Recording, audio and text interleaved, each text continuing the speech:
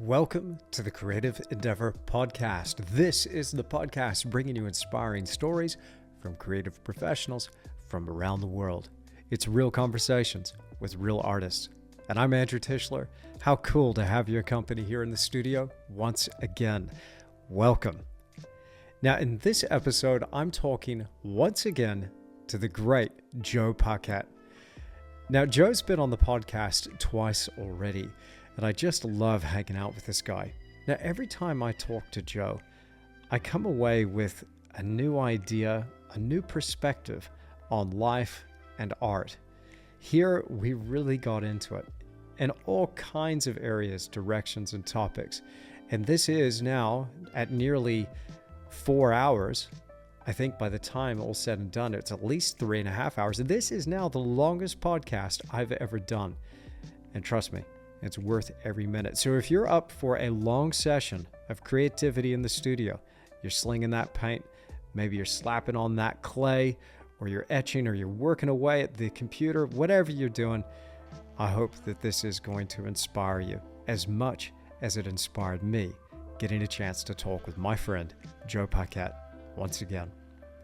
Now, we went all kinds of different places in this conversation. What I really love about talking to Joe is how he shares his life experience as a professional artist, some of those lessons that he's learned along the way, but also draws from the inspiration and life experience of other artists, his painting heroes. We talk a bunch about artists like Bellows and George Inness and other great painters like Isaac Levitan. There's always something about studying other artists, looking at their work, and also getting a little bit of an insight into their life story. I'm a big believer that success leaves clues. If you want to get what they got, you got to do what they did, but also just having a bit more of an understanding about where an artist was coming from and the time and place in which they created their work can help bring a new dimension of color to these stories that inspire us. Now, I got so much out of this conversation. Like many of the other podcast episodes that I've shared with you, I really hope you get something out of this too, as much as I did. But before we get into it and we bring Joe into the studio, I've got a huge favor to ask you. If you could take a minute to just share this podcast on your social media, I'd really appreciate it. It helps get the podcast out there to more people so they can get inspired too. Now, right now, you're listening to the audio version of the podcast, but did you know there's a full video version of this podcast as well, complete with visuals? Not only do you get to see myself and my guest in our studios, but we also cut in there some images of the paintings that they're talking about, some of the historical references that are mentioned, and all kinds of other stuff. So if you want something that is a visual feast, not just something for the ears, but for the eyeballs too, and you can find that right now on Tisch Academy. Simply go to tisch.academy, and you'll also find that top linked down below. Now, for the price of a cup of coffee every month, think about all of that inspiration you could get from seeing the video version of this podcast. Anyway, thought I'd share that with you. Check it out. You won't be sorry. All right, I'm going to get out of here and let Joe take over. Here he is. This is Joe Paquet and the Creative Endeavor.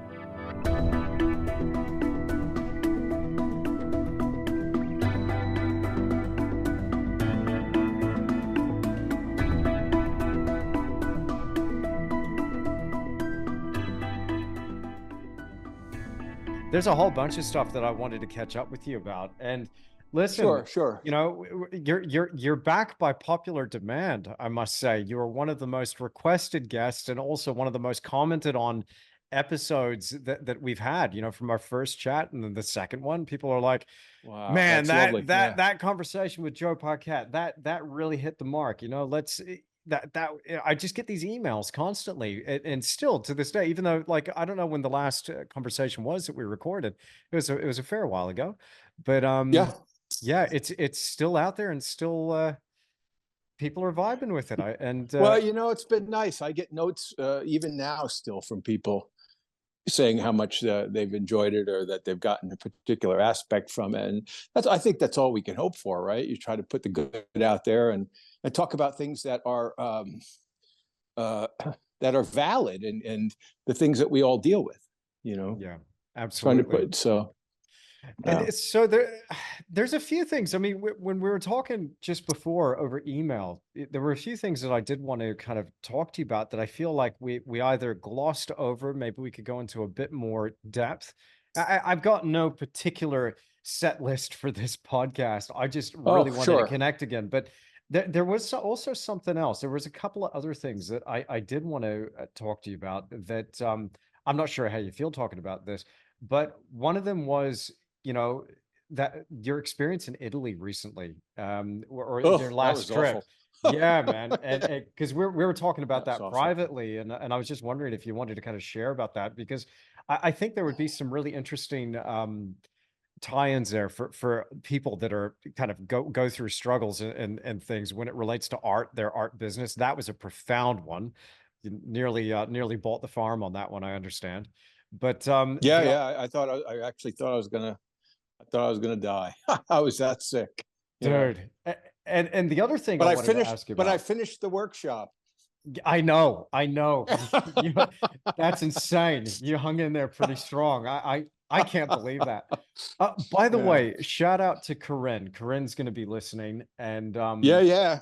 she also, told me a little bit about it. I'm like, far out, man. That's yeah. So Corinne's a friend of mine that lives in Switzerland, and she joined you for your workshop, Oh, which is awesome. she's delightful, absolutely delightful, wonderful hard Yeah. worker, and just just loved every minute of the struggle of doing the work, and which is something that I think it takes a while for people to learn to embrace that part of it. I know that when I started, the first workshop I ever took with John Osborne up in Vermont, here in the States, I had this kind of rosy idea of what it was going to be. And it was autumn. And so, of course, full chroma everywhere. It had all the maples, yellow, orange, red, all lit up. And then it rained. And then everything was like it varnished all those colors. I mean, it was just, I was out of my mind. I just thought, this is what this is? This is awful. I don't want to do this. My paintings are awful. And, anyway, he was great and had a sense of humor about it. But the thing, I think the big takeaway,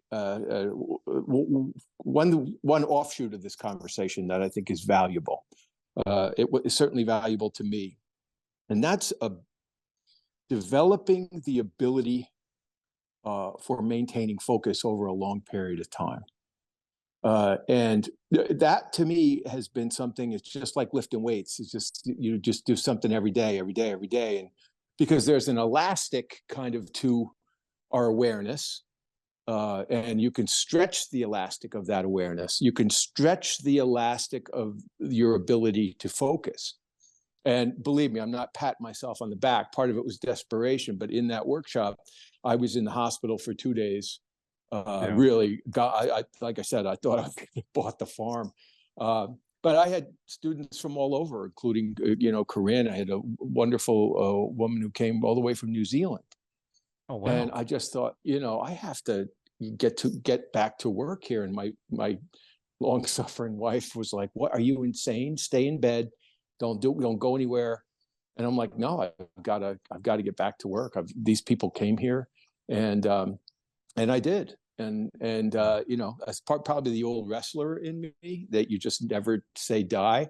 But it's not a stupidity thing either. It's that ability to somehow maintain some focus. I have a little painting I did on the very last day, and I was sick as a dog. I was in bed for the last 2 days I was there, but it was beautiful outside, and the weather was cool, and the light was gorgeous, and I'm like, damn, if I'm not going to go down and try to get one more painting in. And I did. I barely made it back up the hill, but Wow. the thing is, that's an extreme example of something, but the overall practice of that, like when I take a road trip, I take a road trip painting myself or with, one of my friends, the ability to paint all day long and stay focused for two paintings, sometimes two large paintings that I work on, that takes a lot of practice, but it's doable for anybody. And I mean, I'm sure when I was a kid, I would have been diagnosed with all kinds of things that everybody's being diagnosed with today, hyperactive, ADD. I'm fairly certain I'm dyslexic. I transpose letters and numbers all the time. But I think it left to our own devices, we figure it out, figure out what we need to do and how we need to adapt. And so it's like I couldn't sit still. My mother, I remember saying to me years ago, after I'd been painting for a long time, she's like, I can't believe you can sit still and paint. You never sat still for anything. My leg was always bouncing and I couldn't. But it was a practice and it was a study. And I just thought, well, it's like all those years of playing sports, if I just treat it as that part of it as a discipline. And what I do now, I teach a night class. I just started again after for almost 4 years because of COVID. And, I have all adults coming into that class and they're all professionals. Some are retired, a lot of them aren't, and they've had a long day. And I just said, when you come in the door, you're coming into a sacred space for you. You come in this space and this is your chance to be extraordinary. Now, does that mean you should be stressed out about it? No. What it means is, though, you should learn to maintain focus. And if you find yourself drifting, take a break. Go walk in the hallway, jump up and down, have a cup of coffee, go have a cigarette, do whatever you need to do. But don't paint unconsciously. And develop the habit of when you find yourself flagging, that you go, no, I'm not going to go there. I'm taking a break for a minute. I'd rather take a break for 10 minutes and shake myself loose or sit. Sometimes it's just a matter of sitting and shutting your eyes for a few minutes. You reset. Let me ask you something on this, because you just mentioned something that I find really interesting. When I'm working, I find that I get into a zone where I stop consciously thinking of the painting and it almost becomes unconscious. So when you're painting, are you actually engaged every part of you, every part of your brain? Are you thinking about that brushstroke, those combinations of color? There's unself-conscious connection, and then there's conscious connection, right? The Greeks had a word, phrase. It was called theomania or theomania. And translated, it meant to literally be beside oneself. And that's what you're referring to. That act of being so involved in what you're doing and you're so hooked in that you begin, the ego, the self begins to disappear. Because it's the self that brings the consciousness back into you. And I recognize that we all need ego to face a blank canvas, right? You have to have enough ego to think you're going to bring something to the world on that piece of canvas. But for me, the unself-conscious part of it is the magic. It's when I get in front of nature and that infinity loop happens. When that loop happens, it's what you're referring to. I go away. There have been times where I've given this talk on authenticity and creativity. I've delivered it many, many places around the United States now to some fairly large crowds. And believe me, I'm very nervous when I get up there on the stage. But if I get out away from myself and say, this is not about me, this talk is about delivering something that I believe really strongly about that pertains to all of us. And I get the ego out of it. I get into flow. And when I'm in flow state, 45 minutes can go away like that. I feel like I was a time traveler. I'm not exaggerating, because when I speak out of my heart, I speak extemporaneously, right? And the words just flow. It's when you stop and you start thinking about it. Imagine it when you were a little kid, when running down a hill. When your legs are going so fast underneath you, you don't have time to go, well, wait a minute, I got to pay attention to my next step. The second you do that, you wipe out, right? Dude. I mean, there's something about the beauty of that. But that theomania, that to me is is fascinating, and it's nothing new. Musicians talk about it, dancers, of course, because everything is movement. You can't stop and think about the movement, right? And so usually on a painting trip, sometimes it takes a day or two to cough up, cough it out, I call it, where all the cylinders aren't quite firing in the right order yet. Mm-hmm. And then all of a sudden you start to move into the flow state. And then all of a sudden my hand is making marks I can't explain. Mm-hmm. And that's the beauty of it, because those marks become a concert of calligraphic marks that create a subjective truth in the painting. Oh, it's not rendered. It's not rendered. It becomes this exquisite, unself-conscious fractal. And to me, that's what makes great painting. That's the mystery of great painting. When you go to a museum and you go and you look at somebody's painting, you go, oh, I'm going to figure this out. I love this because I was so naive, in thinking I could do that. You look at a George Inness landscape painting, you can't figure it out. He could not repaint the same painting. That guy was a wild man. His canvases are a battle zone.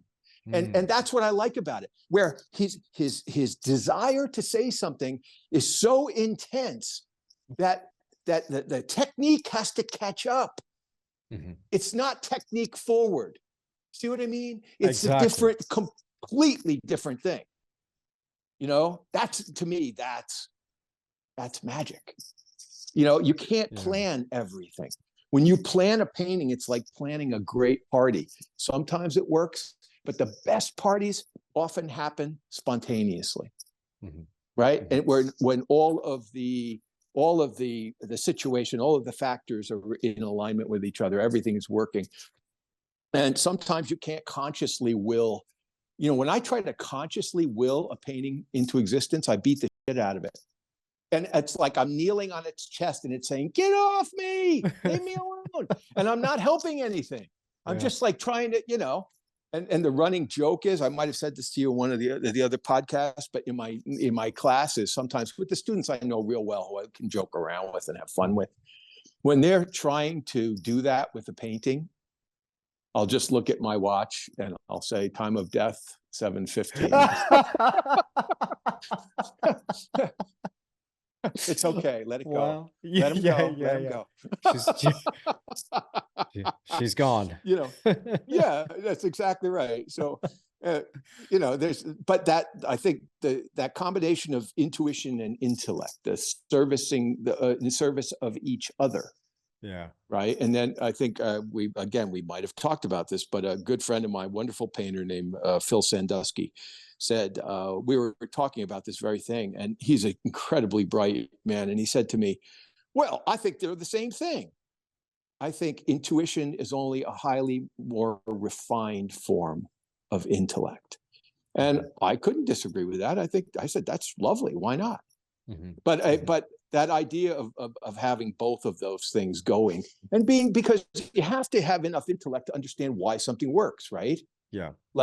If you don't understand the why, you'll never do that twice. Mm-hmm.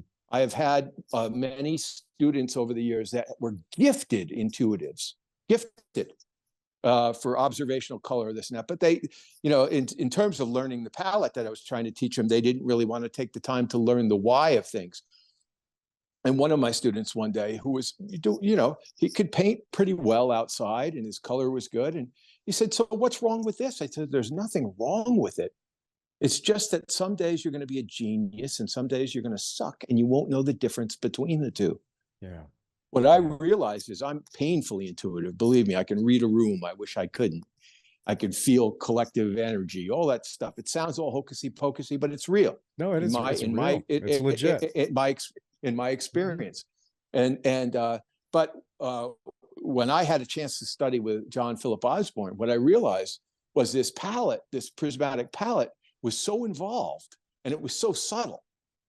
And so even the intellectual part you could kind of grasp, but there were skill sets attendant to each of those parts that required intense practice and understanding in terms of learning to paint in acutely clean fractional values, to shift color prismatically, imperceptibly, So it's not obvious. It doesn't beat you over the head. And yet you create this beautiful bath of atmosphere, this sense of space, you know. So that part of the study, for me, I just realized it was going to be hard for me to learn all that stuff because my brain doesn't work that way. But I knew if I didn't, I'd always regret it. Mm-hmm. And so that the 4 years that I spent with Osborne, 3 of them, I was working full time and just taking a Thursday night class, which is why today I have a Thursday night class. Beautiful. Right? I wouldn't be sitting here. I was a working stiff like everybody else. And that man gave me the world on Thursday nights. He showed me something that nobody else was teaching at that level. And he said to me, take the Sunday outdoor class as well. So you can take be able to do the practice and the theory, practice and theory. So indoors, you can take your time with the material. You can take your time with understanding how each of these steps work to build a painting. But that was really, really important to me because I've taught so many people in this will be my 26th year teaching, thousands of people. So you really run across pretty much every personality type. Everybody receives information differently, right? And some people, they need to see it. Some people, it's auditory. Some people, I can sometimes have to rephrase the same question 4 different ways to 4 different people, or rephrase the answer 4 different ways to 4 different people, for them to receive the information. So, and I've just always implore my students, look, if you find that you're weighing heavily on the intellectual aspect of it, learn to trust yourself, learn to balance that with the but doesn't look right factor, the intuition, because develop that part of it and learn that self-trust. If you're used to the self-trust, but you're not used to the intellectual part of it, then indulge that. I mean, you never go wrong by having more finely refined tools in your toolbox. Because this is making a painting is a collection of choices all the time, right? Outside, because you have the grandness of this infinite beauty in front of us. It's easier to get lost when you're enveloped in the dome of the experience, right? And to connect to that. But when you're in the studio, it becomes very hard not to be self-conscious, right? And then often ruled more by ego. And I don't mean that in a negative way. It's just that, like for me, it's boy, that's a delicate balance. There was there was a bit ago, there was an artist that was he was kind of deriding Jeff Hine, who you know very well, is a friend of both of ours. Oh, I love him. Yeah. He's awesome. And Jeff, because Jeff was talking about the importance of working from life. He didn't say photos were awful. And the other artist was upset and saying, well, absolutely not. I work from photos all the time, and it's exactly the same thing. It's not the same thing. No, not at all. Let me tell you something. Every sense that you engage in that dome of that experience heightens the reception of that experience. Don't tell me a camera in any way is a mirror of that felt and embraced experience. It can't be. It can't be. Yeah, I agree 100%. I want to. There's a few things I want to pick apart here and talk to you about, because it's just. Yeah, it's so cool catching up with you again, Joe. But I want to ask you about ego. But you mentioned something before, and again, I know this is getting a little off track now, but going back to this, it sounds like what you're describing is almost like a flow state.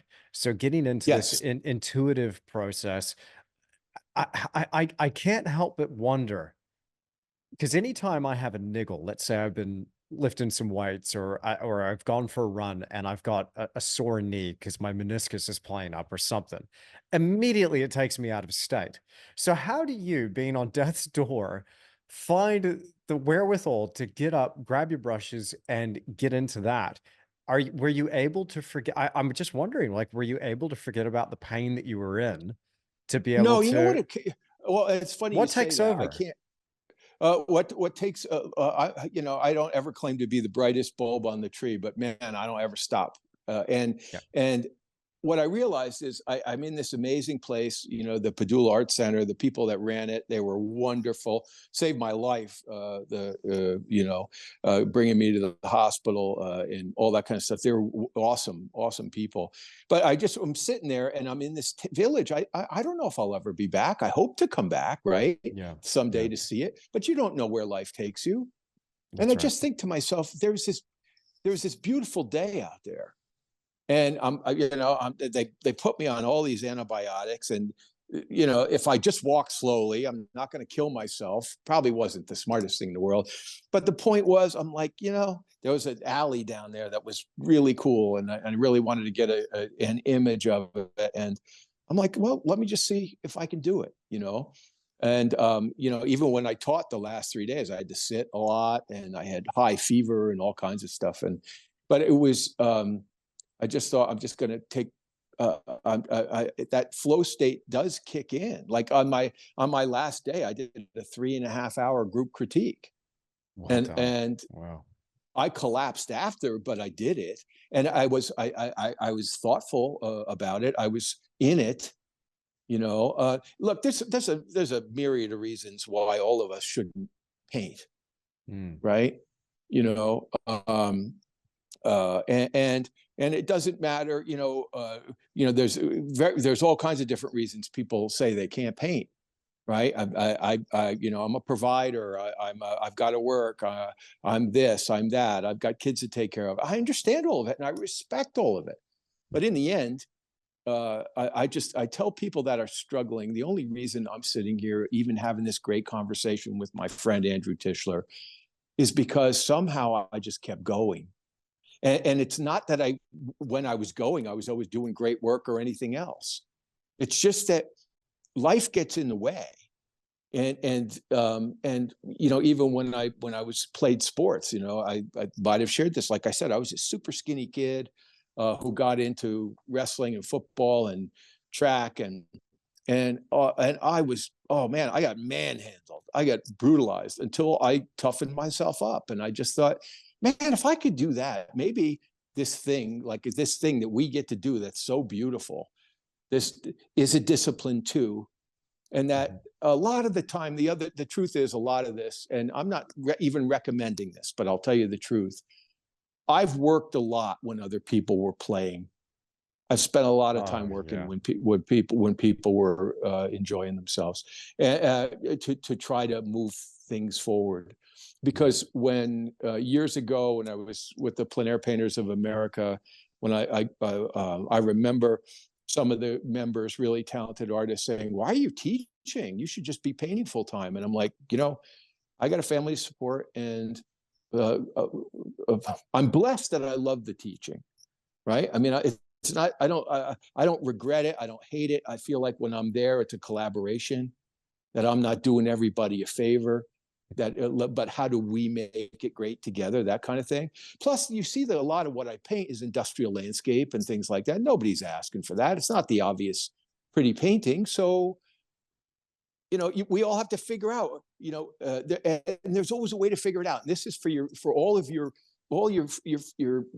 people that follow you. There's a way to figure this out. And it might not look exactly the way you want it to look. Like years ago, I had a guy in my class, and he was a commercial roofer, and he was smart as a whip and talented, and he hated it. But he said, "Joe, I partied a lot when I was young, and I got my girlfriend pregnant, blah, blah, blah. We got married." And he goes, "Next thing you know, I'm a roofer because that's what I have to do to take care of my family." And I'm like, I totally respect that.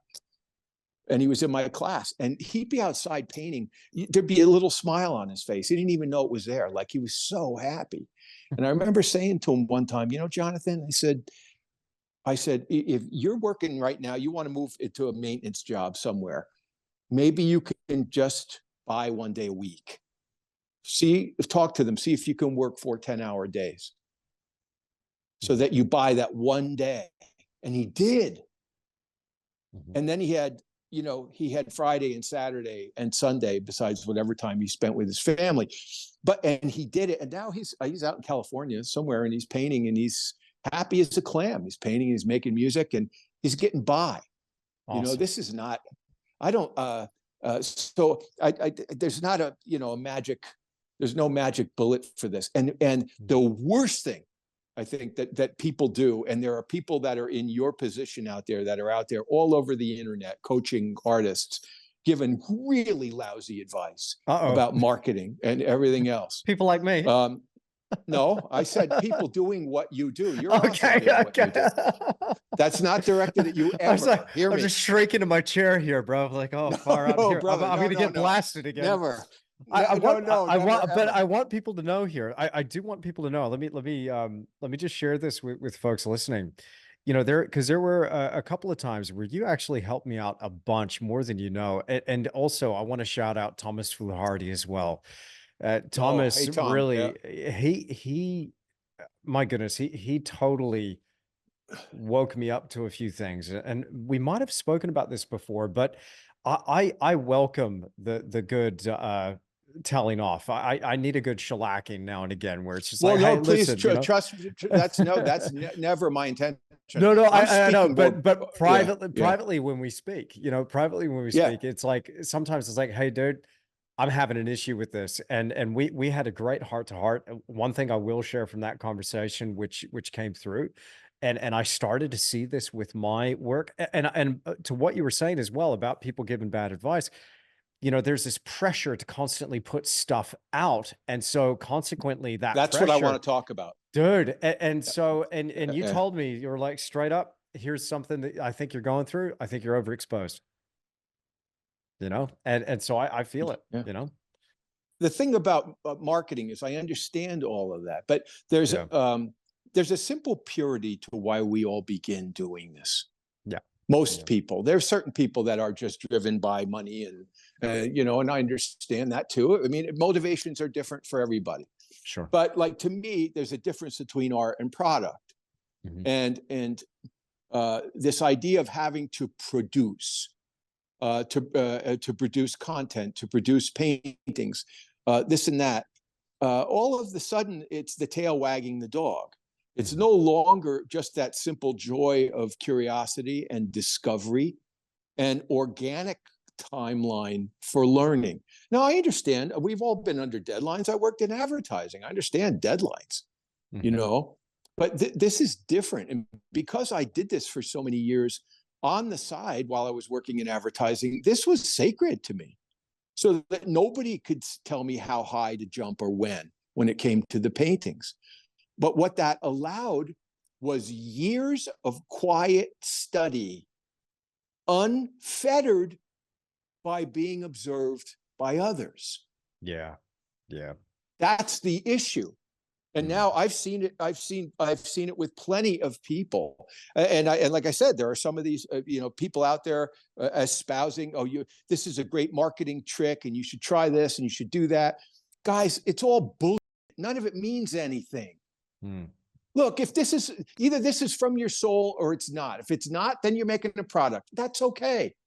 But if you want to make a product, make a product. I don't want to make a product. I want to make art. And what I mean by that might sound precious, but it's not. Words matter. And the distinction to me is profound. Like, to me, the making of art is about having a real command of your materials. The other part that's really important to me is painting your time, not a romance or a prior aesthetic, but painting of your time, whatever that means to you. But having something to say. And the problem with being watched is that something to say weighs in heavily on what you say, right? So if Andrew painted the green wave with the light shining through it, and it got 30,000 likes, but the mountain scene that was equally beautiful or even more beautiful got 1,000 likes, it takes a very strong person to be able to make a distinction between those two things. And recognize so it becomes very hard not to be somehow governed, even subconsciously, by being watched. And that's why I don't like social media. Is a great tool. The problem is it's not designed to be used sparingly. It's designed to be used excessively. So the more times you post a day, the greater chance you're going to get more likes, the more the algorithm's going to like you. And next thing you know, the algorithm tells you if you stand with your back to the camera and turn the freaking painting. Oh, dude, the amount of people that are do the turning reveal. Oh my God, I'm going to have a freaking cow. I can't stand it. This is, guys, this is the tail wagging the dog. This is what I'm talking about. Now, my last post, 9th of December, 2023. I haven't posted anything since then. Good It's for you, been, brother. it's been wonderful. It's been so nice. I just, and the last one was just a chaos studio saying I'm about to go live. And then that was it. And, I've been quite active on my academy, my Tisch Academy folks. They hear from me every single week, whether it's a tutorial or a live stream or whatever. Sure. And those are my people. That's my jam. But I was finding this enormously. This exposure. You're right. It is designed to be used excessively. It's designed to keep us there. We all know that now. But again, I mean, I think back to some of that trap that was starting to come. But fortunately for me, I think those warning bells were going off sooner, where it's like, okay, hang on a second, take your hands off, take a step back, and just think about what you're doing. Let's put out something real. Let's put out something real that actually is going to help people. And it doesn't have to go viral. I'm only looking for a few people that it's really going to impact. If that happens, that's enough for me now. But you do. It's What, it's so substance, tantalizing. but substance often isn't sexy. Yeah. Substance can be subtle. There are people that say things out there that are very profound, but because they're not, they're not doing sensational things in the camera to get your attention. They're not getting the same amount of attention. There was a thing I saw. I certainly won't mention who it was, but a thing I saw a few months ago, and it was the artist, the art teacher who had posted this image of a guy or a gal hanging upside down. I don't know if they were painting with their hair or with a brush, and they were swinging on a rope, like on a trapeze, and talking about how amazing this is, this branding, and how you all need to brand yourselves. And I'm like, what are you doing? Oh my what goodness. the hell are you doing? And we ended up getting into it through message. Like, I'm like, you can certainly do whatever you want, but you're, I don't know. I feel like we all have some responsibility if you're putting information out there. And when you have people that are impressionable and you're saying, it's about the stunt, get their attention and then don't worry about it. Wow. Where have we come? Yeah. It's dross. I mean, can you imagine? Can you imagine Michelangelo standing with his back to you, turning to reveal the study for the Libyan Sibyl? I mean, like, you think we'd be taking any of that seriously at this point? We'd be like, really? Were they whacked out during the Renaissance? What the hell? Maybe they did that. Maybe Leonardo was doing that for Medici. He's like, hang on a second, I'm just gonna have my back to you first, and let me do a little turnaround reveal. Yeah, you're gonna love this. Yeah, I don't know. Anyway, all I'm saying is that it's kind of like music. The Super Bowl was on last night, and the halftime show. It was everything was so overproduced. Light shows. I missed it. Yeah. Yeah. And dancers and this and that. And then all of a sudden the music takes a back seat to everything else. All I'm saying is I think that's what's happening in the art world as well. I'm seeing, people that have these huge followings. And frankly, the work is often very pedestrian, but whatever they're doing to get your attention, whether it's sensational or salacious, whatever they're doing that gets your attention, they end up having a large following. And Joe, you know what I'm going to start doing? Like, if I do ever need followers, since we're talking about this with Instagram and all of that, I'm going to start posing with my painting with some tight booty shorts on. That's the other thing. There you go. That's the other thing I found. Yes. Is you'll be scrolling through it. You just be like, what am I looking at? How many, goodness me, how many likes has this post got? And then you suddenly realize that's why it's got all the likes. Okay. Well, of course. Okay. So we all know that we all know that goes on. People use whatever they got, I guess. But like I said, in the end, we're losing, I think, perspective about authenticity, and quality. Yeah. And like I said, more than any of that, organic growth. Organic growth can't happen, like I said, if every decision you're making is based on decisions that come from the outside. Yeah, And that old internal external thing. Yeah. yeah. I mean, if you're just thinking about getting noticed and all that kind of stuff, Instagram is a great tool, but it's a really dangerous tool. In comparison, is such an ugly thing, and no one is free of it. And so I'm just grateful I had that time, all those years, to just wander out there with my paint box and study and paint and learn and connect. And because I have this huge awareness, maybe that's the best way to say it, of my place within the cosmos. That what's out there, creation that's out in front of us, is so grand. And this idea of everyone having to put their stamp on it. And I'm not saying putting your stamp on it's a bad thing, but if putting your stamp on it is what it's all about, then it becomes more about you than about what's inspiring you. That's where the slippery slope can happen. That's all. Because I think we got somewhere along the line, we got the idea that we are everything, and I think we are limited as human beings. And I think if you spend enough time in nature, it's hard not to feel nature's gentle indifference towards you. Yeah. The seasons come and go, whether or not you got 10,000 likes on that image, right? Like nature just does what it does. And I think there's a lesson in there for me anyway. That to me, that's what the painting should be. Where are you right now? What are you thinking about? What are you excited about? Where is that taking you? And if you can balance, I'm sure I'm destroying the quote from Goethe, but Hopper carried it in his pocket or his wallet. It's about connecting the world out from without to the world within me. And the idea is similar to that, because nature is infinite and we are finite in my world. That's just my opinion. In the 20th century, a lot of that went away, right?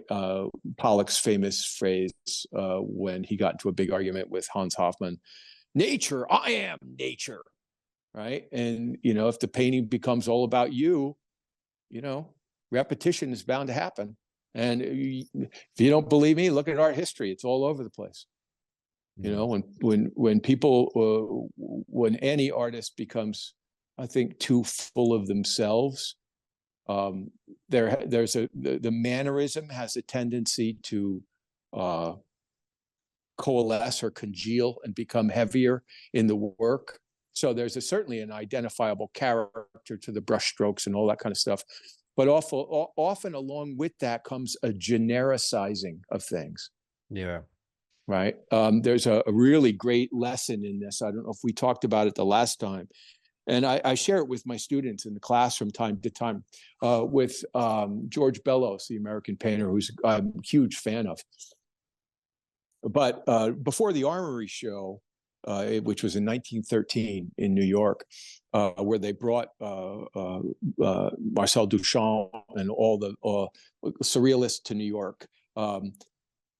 Hither to that, Robert Henry had been teaching this group of really talented students, and he was kind of the de facto leader of what was called the Ashcan School. A lot of them were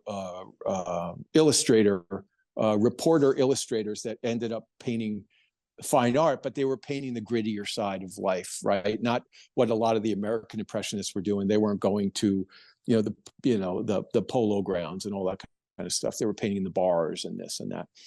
And Bellows' work had this magnificent, that perfect mix of risk and care. It had that perfect mix of objective observation or clarity of observation with subjective choice making. And his drawing was filled with character.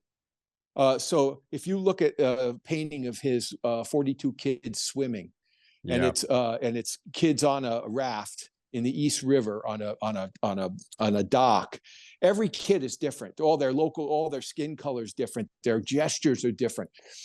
So he was getting all this beautiful character. Boy, and when he left Henry, and he ended up, he became a phenom. Like, he was in the galleries immediately in New York. He was elevated to top level status, married, wealthy, right? He was given a brownstone on Fifth Avenue in New York as a wedding gift, you know? So, I mean, that's the kind of wealth that he married into. But what happened was he was an athlete and a bit of a thug, and he liked going into the bars and the pool rooms and the boxing matches, and he liked all that stuff. But when the Armory show hit, he said, in his words, "I need to get more modern color into my work. My work needs to be, quote, more modern." Because his work, if you know it, it was very tonal, right? It was using these rich neutral tones to serve chroma. And his drawing was filled with character, and his light effects were solid and effective, and yet subjectively put together. They weren't rendered. He wasn't rendering a photograph. But during that transitional period after 1913, if you look at his work, you'll see a gradual and distinct decline in the work. He gave up rich neutrals for chroma, so his paintings became all chromatic. His drawing slipped from character to caricature. He just took his foot off the gas just a little bit. Boy, that's a fine line between character and caricature. And so all the figures started to look the same. All his portraits, every figure had black eyeballs in it. And then he started painting polo grounds. And he started painting the places where all the wealthy hung out, and painting. He became a portrait painter, and he was hooked into society. But that desire for relevance totally derailed him, and his paintings lost all that. And when I show it to a group, you can hear the gasp in the classes when I hold up the book and show them this stuff. I'm like, this is the same guy that painted this painting, that painted this one 8 years later, 6 years later, 5 years later. And so that's that thing about that outside influence and that lack of self-trust. I mean, ultimately, isn't that the biggest thing that we all have to deal with, right? Is that constant battle with self-trust. You know, when somebody says, you know, what should I paint? I say, okay, well, what do you love? You know, what interests you? I had a mentoring student a bit ago, and again, if I'm repeating myself, I don't think I am on this, but if I am, warn me. Sure. But anyway, she said, when she started mentoring with me, "I don't want to paint like you." I said, "Great. I don't want you to paint like me either. That's great. We're both on the same page here." But what are you looking for? You know, what I do when I mentor with people is I find out what are you after? And I find often people don't know. She said, "Well, I know I love Klimt and I love Van Gogh." And I'm like, well, they're two awesome, they're wonderful artists. What is it, though, about them that you love? Because you don't want to emulate how they painted. That's you don't want to adopt the mannerism. So let's dissect, for example, Klimt. In my mind, Klimt married incredible, delicate, soft three-dimensionality form, fully realized form, like in the faces of his figures. He melded that into pattern in a painting. Amazing how he did that. Yeah. But the way he did it is he transitioned the information from flat pattern into full three-dimensional reality. So in other words, it was an exponential and subtle increase in the information within the pattern or anything else that made this feel like one thing. I said, that's what you want to take from Klimt. That's what you know, what is it about Van Gogh? Is it the emotion? Great. Is it that his color palette? But anyway, start to define who it is that you love, or what it is that you love in nature, and ask yourself what it is about these that makes these things work for you. Collect the essences of those things. Put those together to form the painter that you wish to be. You know, don't look to someone else for their calligraphy, you know, how they twist or how they turn a brush. That's not, you're wasting your time. You'll only be a bad cast shadow of somebody else if you do that. you Yeah. know. But And but most people Mhm. are in too much of a hurry, frankly. If you go to nature and you study honestly, it takes time for your eye to develop and for you to learn to see form and character. And it's through that crucible of that study that you find your own hand.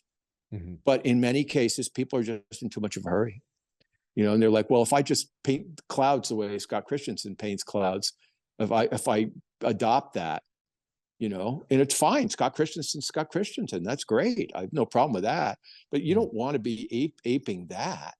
Mm. And that's, you know, we get a lot of that going on. So I think we did speak about this last time, but this whole yeah, we idea did. of finding, your own style as well. Like, and as soon as you become consciously aware of this thing stylistically, or you're like, well, I think I need to have a little flair with the brush, or I mix color this way, and then it becomes formulaic, and then Yeah. you start creating work that now is suddenly kind of removed from the initial point that you were trying to achieve. Like, I was asked recently, actually, truth be told, I'm putting together a course, and I'm having some help with the marketing side of things with the course, which is wonderful because it allows me to spend more time actually making the course.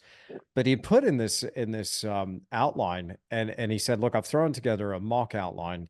Go ahead and glance over it and rip it apart." And boy, did we start ripping that apart, because I said something. It had a little label in there saying, "Well, I think it'd be neat if you talked about how to find your own style." I said, "No, remove that. We're not going to talk about how to find your own style, because for Good. me, it's about, you get into nature, nature's the teacher, and suddenly all you have to do is just work out how to faithfully represent that to so it feels right to you. But the minute you start acting, you or putting your will upon that, pushing your agenda here on that, now suddenly you're going to lose it. It's going to take on something else. But what ends up happening is as you get lost in that process, your style ends up happening. It's a byproduct Yes. of it being consciously, well, yeah, engaged in the thing that you should be engaged in. But The that's where the style just happens. the humility is the Yeah, component there. for sure. Because if you're humble and curious, then you're searching. If you're searching, that's where you find your hand. Yeah. But if you're trying to look at how other people did it all the time to save yourself time, you're adopting someone else's solution to your problem, and it's a quick fix. Mhm. But and plus, the other part of it is, I'm not a big fan of that kind of ego in painting. I just am not. I don't. It's not something I'm fond of in people. It's not something I'm fond of in art. I think there's that balance, you know, of that ego humility thing. Because the second you start to say, "Yeah, I need to declare myself. I need to have a signature stroke or whatever it is," you Mhm. know, or I use a particular color all the time, and that kind of stuff. I don't know. Like I said, I just think it's a slippery slope. All I can tell you Mm. is, for 40 years, I've been painting outdoors, and I'm surprised all the time. Yeah, I'm reawakened all of the time. that's awesome. And you know, when I come into the studio, I can make all those other choices that I want to make. But when I'm out there, I like that truthful study to me is it's actually boundless. Mm. It's that's I think a lot of times people reach a certain degree of effectiveness with their painting, and then that's enough for them. Mhm. You know, and I remember when I was in art school in Manhattan at the School of Visual Arts, I was in a watercolor class, and the teacher kept saying, "Well, you can render, you know, paint what's in front of you perfectly. Why don't you be more creative?" I couldn't paint what was in front of me well. So you know, my feeling was I don't have a problem with anybody being subjective in their painting, but being making a subjective choice about something that you don't understand, there's a randomness to that. You know, the distillation of something in an elegant form requires you to understand that thing before you distill it, before you simplify it. How do Yes. you know what's salient? How do you know what's important to get rid of or not to get rid of? Mm. You know, so I don't know. Like I said, it's I think we're just in a different time too. Everybody is, the nature of things is that everybody wants things really fast, and they want a result really fast. And I think, and I might have said this the last time we talked, I had a student years ago, and he came to me and he said, look, I have a year. I've saved up enough money to study with you for a year. Can you help get me ready to make a living doing this? Oh, wow. And I No said, pressure. no. I said, no. Hmm. I said, I can lead you to feed your soul. Whether you feed your mouth is up to you. That's not up to me. I'm interested in the bigger things that this is about. And I don't care if you think I'm a romantic or it's silly or anything else. I think making a painting can be a sacred thing. Yes. Not a profane thing, not a pedestrian act. And it all depends upon your sponsoring intentions.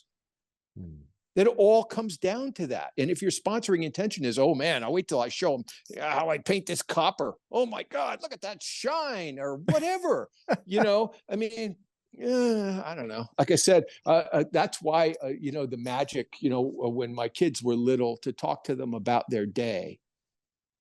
So I would far prefer to listen to a child tell me about their day than be in a corporation and listen to somebody give a corporate speak presentation where they're dropping all the buzzwords and everything else, because there's a language to all that that's so silly, and it's so pretentious, and it's so insider kind of thing. That just doesn't interest me. I can tell when somebody, if I look at a painting, I can tell where there's honest search in the painting. Yeah. You can just, if you've done enough of this, then you can see it. And I love that. I'll take a crude, honestly searched painting, and I probably said this to you last time, but over a clever sword play, self-congratulatory sword play in a painting.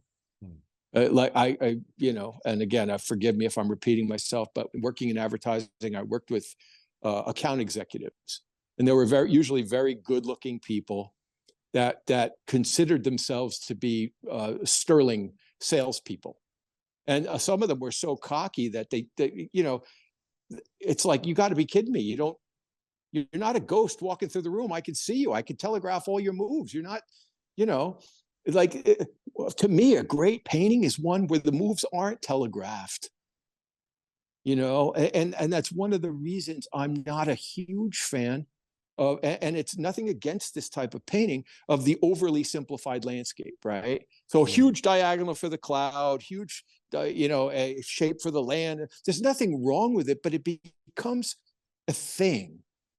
Yeah. And when your paintings become a thing and you stop looking, because I find that when I look at a lot of those paintings, often the paintings that I respond to are not because of the overt design, but because of the truth of the harmony that underlies the design.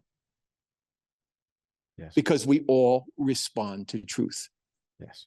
Right. And so if I can't imagine a better place to start for anybody, but again, it takes a lot of time, and frankly, not everybody's willing. That year that I took off with Osborne, I was 25.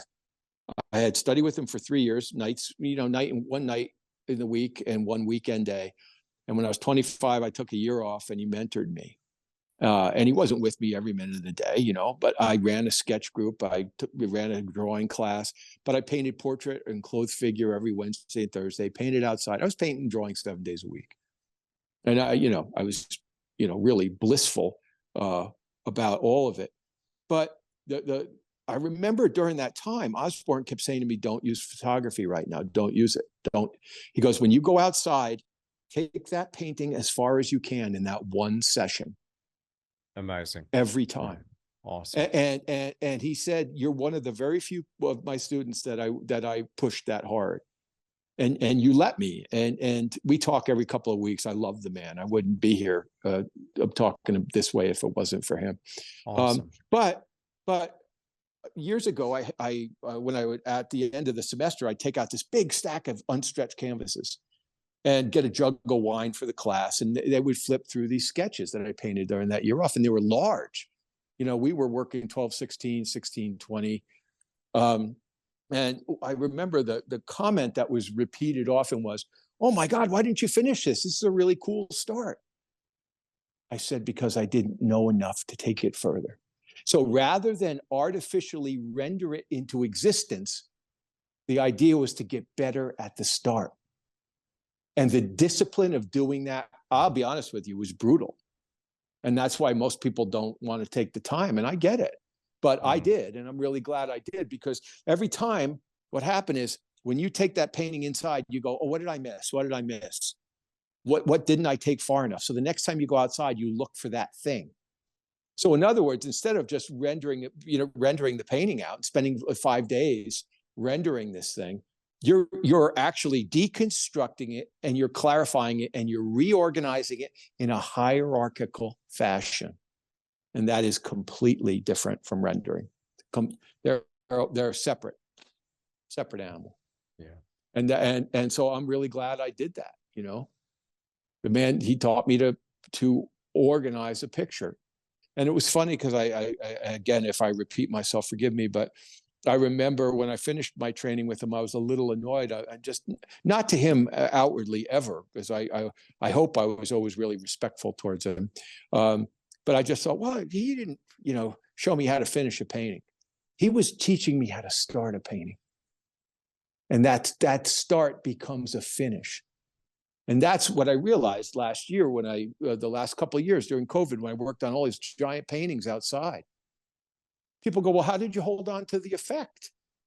Well, I learned how to hold on to an effect by freezing an effect very specifically, by freezing my shadows in place, by being super clear about the angle of the sun, the color of the light, and how that's affecting the local color of those objects, the atmospheric quality of the day, creating that shift or that bath of atmosphere. Those things may happen once in a while if you're not thinking about them, but you're never going to do it consistently if it's not a practice of some form. That's right. So like I said, grateful to the man every day. We talk every week. That's awesome, man. That's so awesome. Yeah. I, But it's we talk a lot about the beginning, and this is, I'm sorry to cut you off, but I just want to share this with you to go full circle to what you asked about earlier.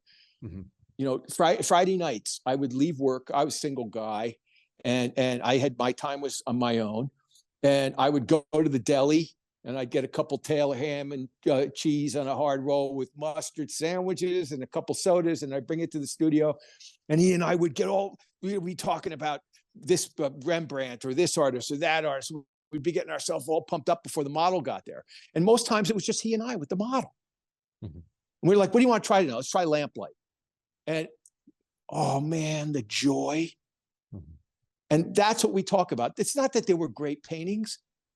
We weren't trying to be famous or knock it out of the park.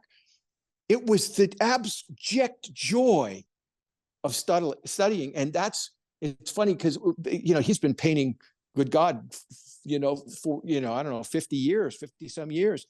And, I'm well behind him. But that's what I think about. And that's what I want to go back to all the time. Because this whole thing of making a living at this could beat the shit out of you. And it really can. And it can make you worn out and bitter and all of those things. But if you can somehow manage to maintain that, remember why you started that thing, So sorry to cut you off, but I just want to share it with you because we were heading.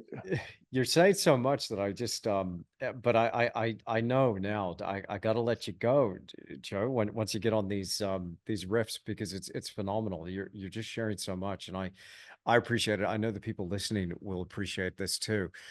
So I don't dare cut you off. But there was something there that I realized, and I was saying this to Rachel just last night. So we it's almost a good thing it happened. We were headed back home from a place called Nelson, which is at the top of the South Island, New Zealand. And we have to go through this particular gorge pass to get from Nelson to Havelock, which is the nearest town to us, and then drive another hour and a half, 2 hours to get home. And it came 8 o'clock and they closed the gorge and the road was closed. And so we Oh couldn't, my. we didn't end up getting home until 1:30 a.m. So I'm still a little bit, and the road Oh, is good enough. heavens. The road is enough to get you, absolutely, yeah, sick. But, Wow.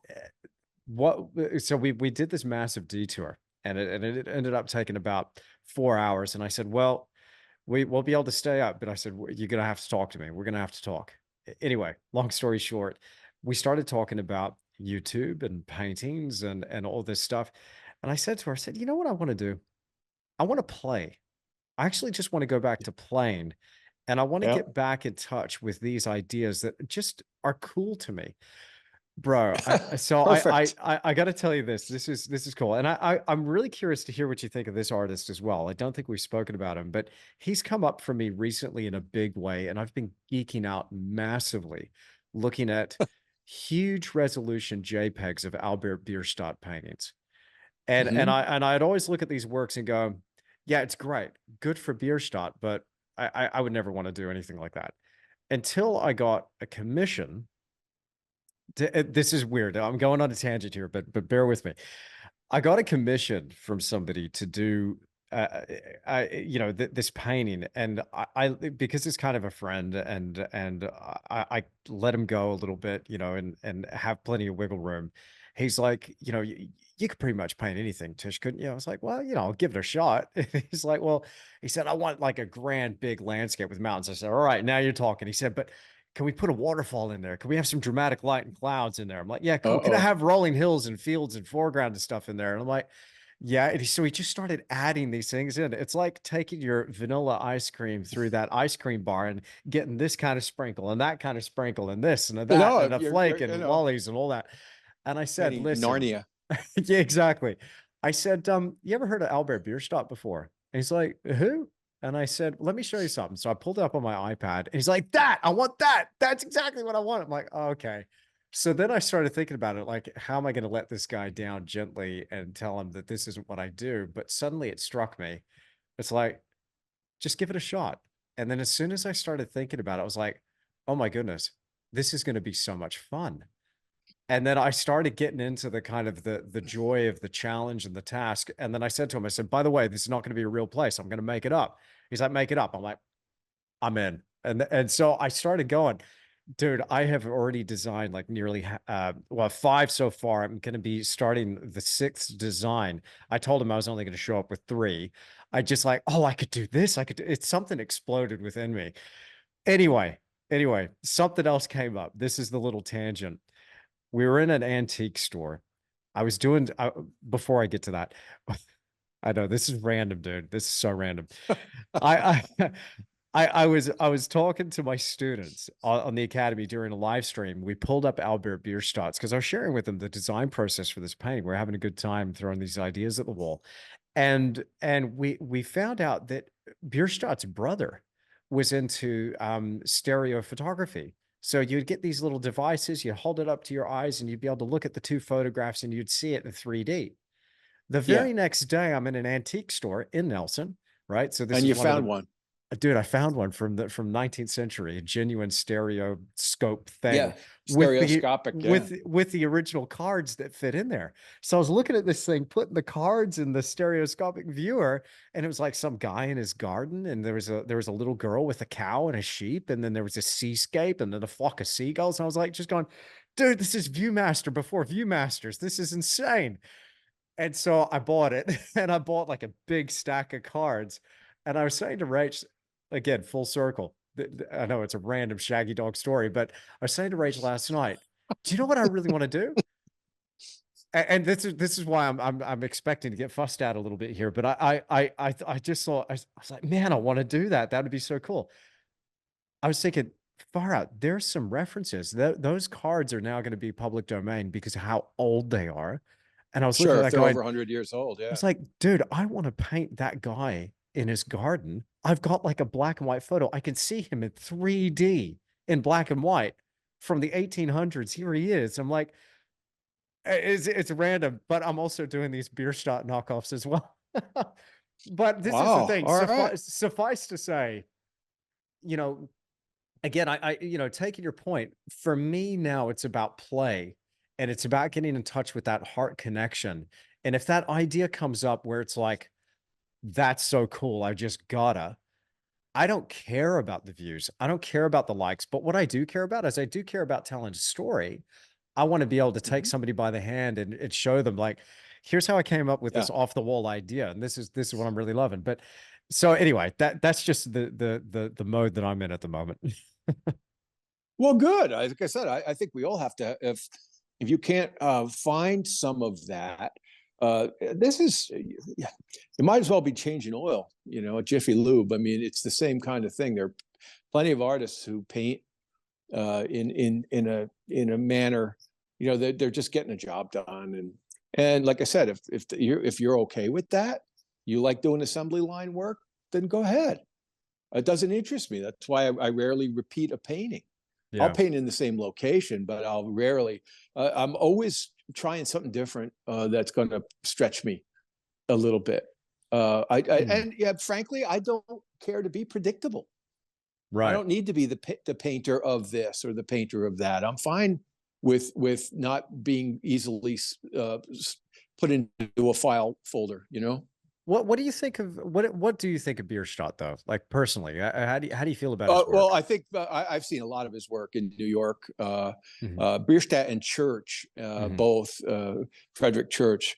I'm a little bit more of a fan of Church. There's a little more color in Church and a little more movement in the paintings. Hmm. Bierstadt's amazing. He had a very distinctive way that he did things. I mean, he started darker and scumbled. He did a lot of scumbling. When you look up close to the paintings, he would scumble with white and blue to knock his mountains back and all that kind of stuff. He did a lot of that in his paintings, and they're amazing. And if you think about it, I mean, they were the forerunner of cinema, weren't they? I Oh, mean, they were. Yeah. ultimately, cinematic and high definition Hmm. is what they were. And the thing that I love is also the thing that mildly irritates me. And forgive me, and don't strike me with lightning, Albert, wherever you are right now. But in order to create the stereoscopic quality in the work, Mm. they had to create an unreal sense of detail in the foreground of their paintings. And it's Right. not the way we perceive nature. It's a hyper detail because the middle grounds of their paintings were painted with the fidelity that we see with our natural optics. That's how we would view a foreground. Hmm.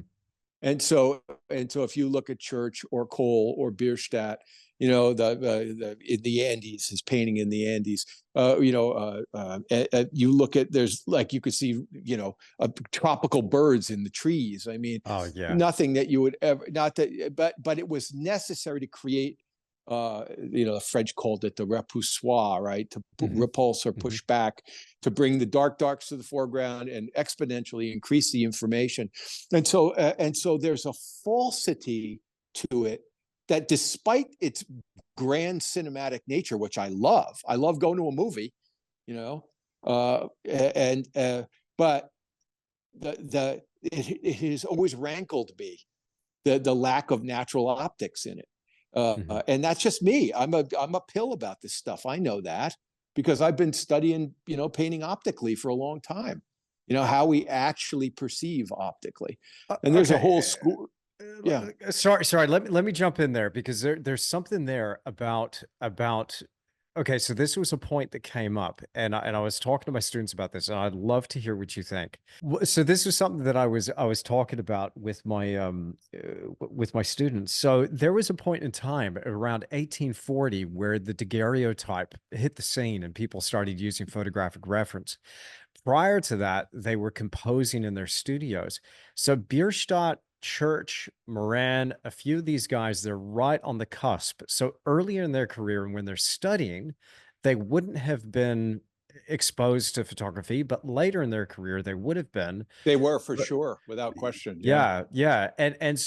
And no doubt, with Bierstadt's brother being in the industry, but I'm wondering, like, okay, so back to the way we perceive foreground, midground, and background. I find I do this whenever I'm composing something and designing something and kind of imagining a scene, or maybe I'm going what I call off script. So I've got some photographic reference, but then I like, I want to design this or I want to do this. I find that my work ends up taking on this look. Um, Again, just I'm using this very loosely. I'm not saying I'm anything like Church or Bierstadt, or in terms of being able to paint like them. So don't get it twisted, folks. But when I'm looking at my work, I find that, it's almost like you're looking down at actors on a stage, with these foregrounds. So everything is a very similar scale in the foreground. And then it opens up to that midground and then on into the background. And the use of repoussoir, it's almost a way to kind of break that, to bring these foreground elements right into the immediacy of the foreground, so the viewer can experience Mhm. them, look past them, and then move into the scene.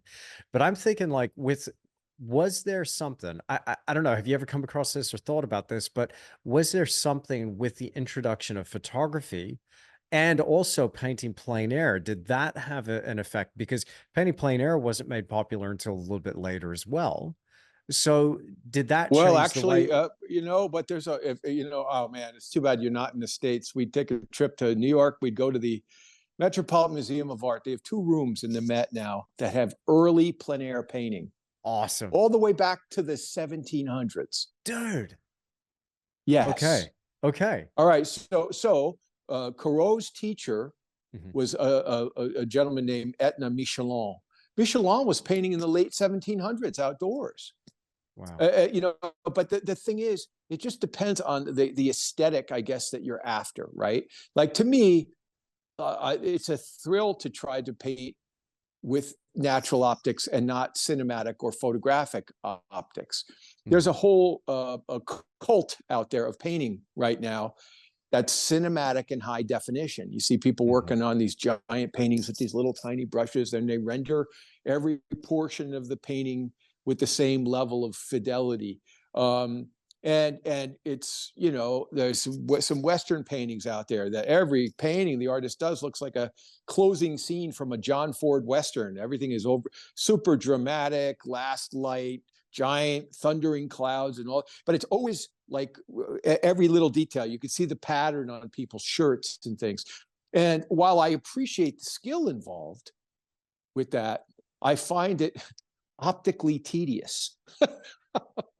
that's what it is. When you really start digging into what binocular vision does, when you look in one area and you study what happens in your peripheral vision, and if you can transition information away from a focal area subtly, like that painting optically thing. We did talk about it, I think, with that Brooklyn Bridge painting I did.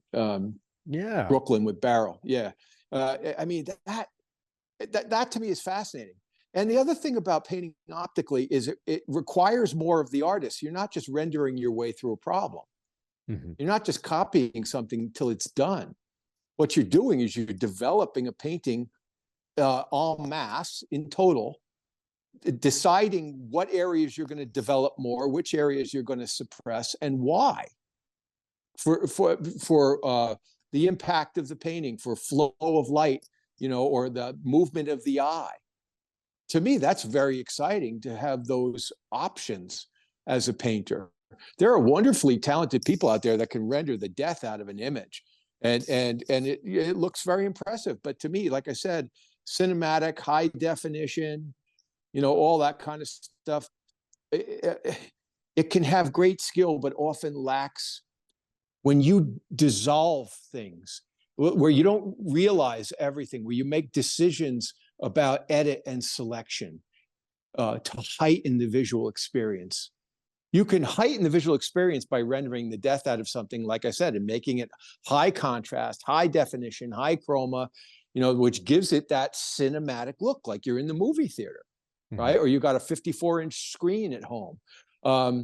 But there's a much quieter thing that I find very poetic and very, very beautiful. And that's that the other side of that is that where you're disintegrating something and you're rebuilding it in a way where you're being very conscious about the hierarchy of the choices that you make to heighten the visual experience or make the painting more compelling. Mhm. That simply rendering it into existence is a completely different animal.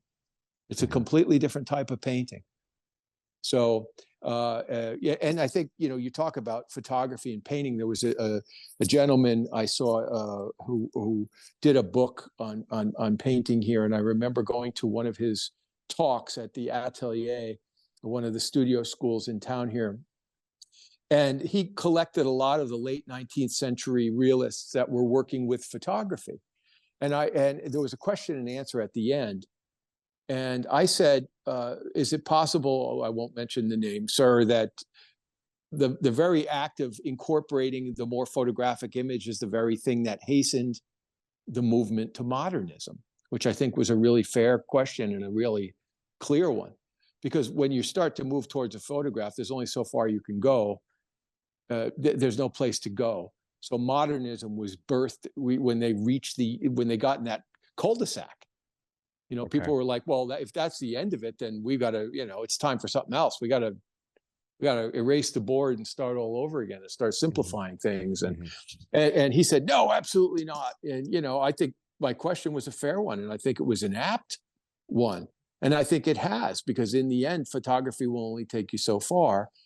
And if you're a renderer of photographs, your work is going to fall into a pantheon of a whole lot of other painters that are doing exactly the same thing. Yeah, right. You know, yeah. there's a gallery in New York, and that's pretty much all they sell are these, and they're photorealist paintings.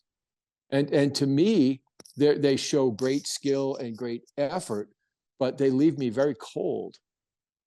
You know, and besides, you know, I'll quote George Inness, because I love George Inness. He was a fiery bastard, and he said, you know, there's a great book out there, if you can find it online, called The Life, Art, and Letters of George Inness by George Inness Jr. Okay.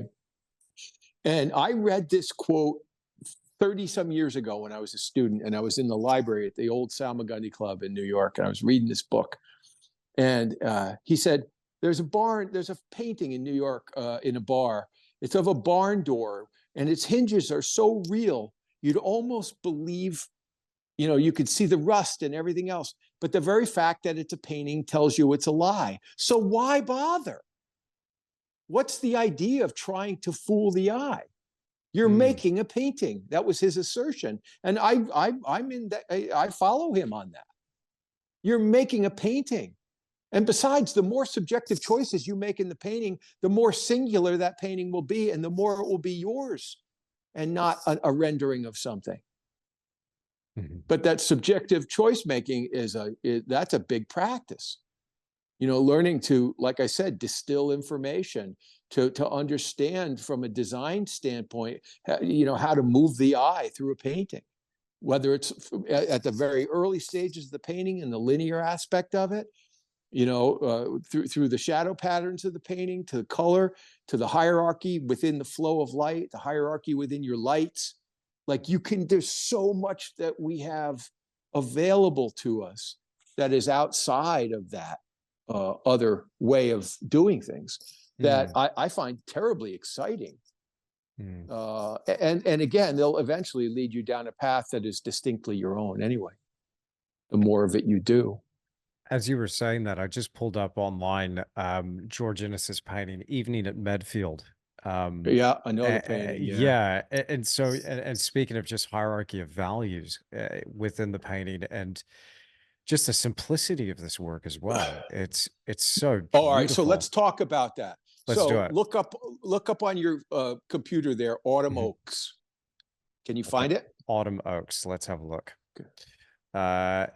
Okay, maybe it'll be on his Wikipedia, but let's just have a look. It'll be there. It's super famous. It's at the Metropolitan Museum of Art. It's about 25 by 30 inches or something like that. Okay, you know what? I'm gonna open a new tab here. Let's go George Inness. Because I want to talk to you about this. This is really valid for what we're talking about right now. Okay. Perfect. All right. So I was teaching a workshop in Manhattan, and we spent my favorite thing to do in the world is to be able to take students through a museum and go through a collection, because we can talk about history and craft and anecdote and roll it all together. And it's a lot of fun, and it's very instructive. But I was talking, just before I turned the corner and saw that painting, I was talking about people that render form and that render shapes and there are people that distill form. There's a distinction between the two. I turn the corner and there's Autumn Oaks by Innis.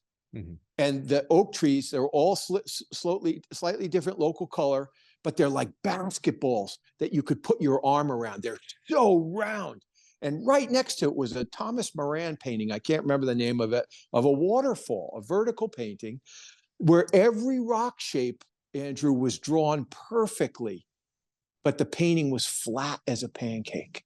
Mm-hmm. He drew the exterior forms highly accurately, but his understanding of internal form was nowhere near as profound as that. And if you look at the oak trees in that painting, that's edit and selection and distillation. He's putting nothing extra in those forms to make them feel round, only what's necessary.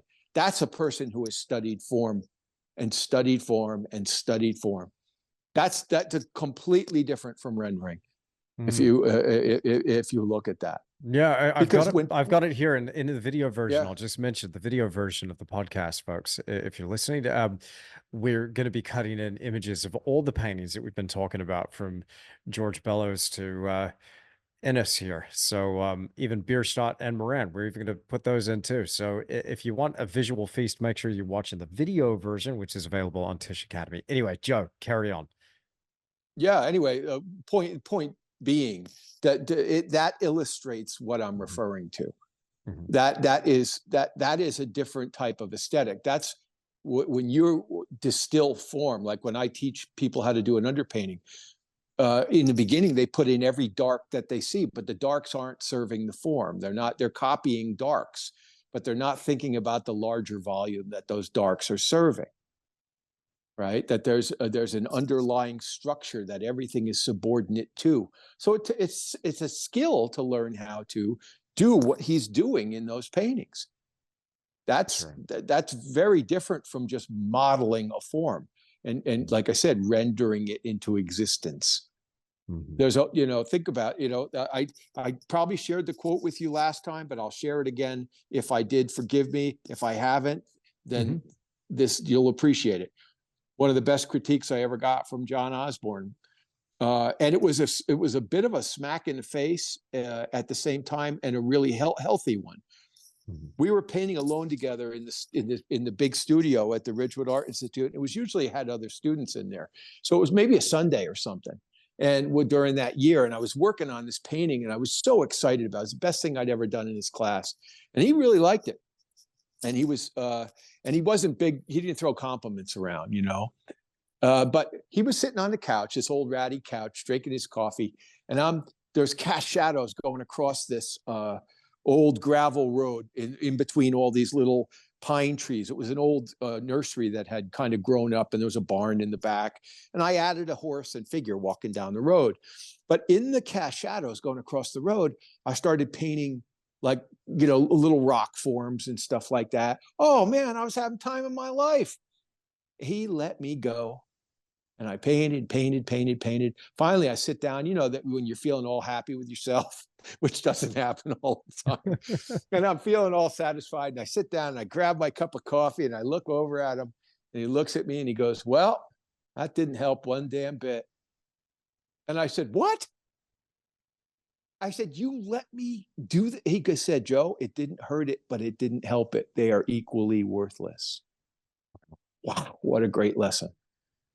So you think about, because there are people that paint, it's like their painting was brought into existence like a piece of hammered copper, right? Mm-hmm. There's so many strokes in there. But for me, if you can, the edit and selection thing and the hierarchy is important, because you can use large marks, mid-sized marks, and small marks in a painting. You don't have to build up large areas with lots of little tiny marks. You can be thoughtful about that. And the very nature of those three different marks is going to activate the surface, and is going to separate the forms and the character of those forms simply by how you painted them. But if you use the same touch all the time, I'll say that in class. I could watch somebody's body language. I'm like, man, vary the mark. What are you painting? Is everything have the same character that you're painting out there? Mm-hmm. If you're painting grass, you're going to paint that with the same mark that you're painting those big fluffy clouds or that concrete wall. How about you think about the character of that thing and vary the mark, vary the paint, vary everything. Instead of having a technique, why not just study and look at it and say, which is the best mark to use for this thing? Should the paint be opaque, transparent, semi-transparent, semi-opaque? Or should I be using impasto? Or am I just using it for its own sake? You know, because a lot of people like that. And to me, that doesn't interest me. There's a beauty of utility in things, right? It's why I like industrial landscape, industrial buildings and things. Often I find them really beautiful, and they're not, I'm sure that the architects weren't trying to make them look ugly, but sometimes just designing something for the utility of that thing creates its own form of beauty. And painting to me is exactly the same thing. Why can't, why do you have to touch the canvas the same way all the time? Mm-hmm. I taught class. I gave a couple of weeks ago. I started my Thursday evening class, and I went over to one of the women that was in my class, and I said, "Well, Allison, you have kids?" She says, "Yeah, I have kids." I said, "Were you ever on the phone, and they were bugging you to get off the phone, and they keep poking you, and they're going, 'Mom, mom, mom, mom, mom.'" She's like, "Yeah, they did it all the time." I said, "That's what happens in a painting when you touch the painting the same way. It's boring. It's irritating. Yeah. Mix Yeah. it up, shock the monkey a little bit, and surprise yourself. A brush can make a lot of different marks. And we might have said this in the last thing, but I had a chance with my wife Natalie to see a big show in San Francisco of Monet's late works, and they were Pond series, but they were awful. They were awful. The old same fishhook stroke, fishhook, and it was like stuff he painted 1,000 times. The paintings were vignetted. It was like it's just phoned in. We talk about being present, right? Mm-hmm. Well, if you're really present with your subject, why are you touching the canvas the same way all the time? Okay. Why? Yeah. If you have a reason, that's fine. Tell me. I'd like to hear it. But if you really want to activate a surface in a painting, the eye loves variety. Yeah.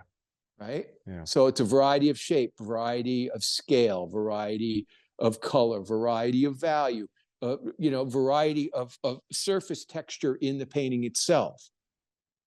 So that's, years ago, I remember talking to a student who had studied with Ives Gammel and Richard Lack, and he kept talking about surface, that they wanted this enameled surface in the painting.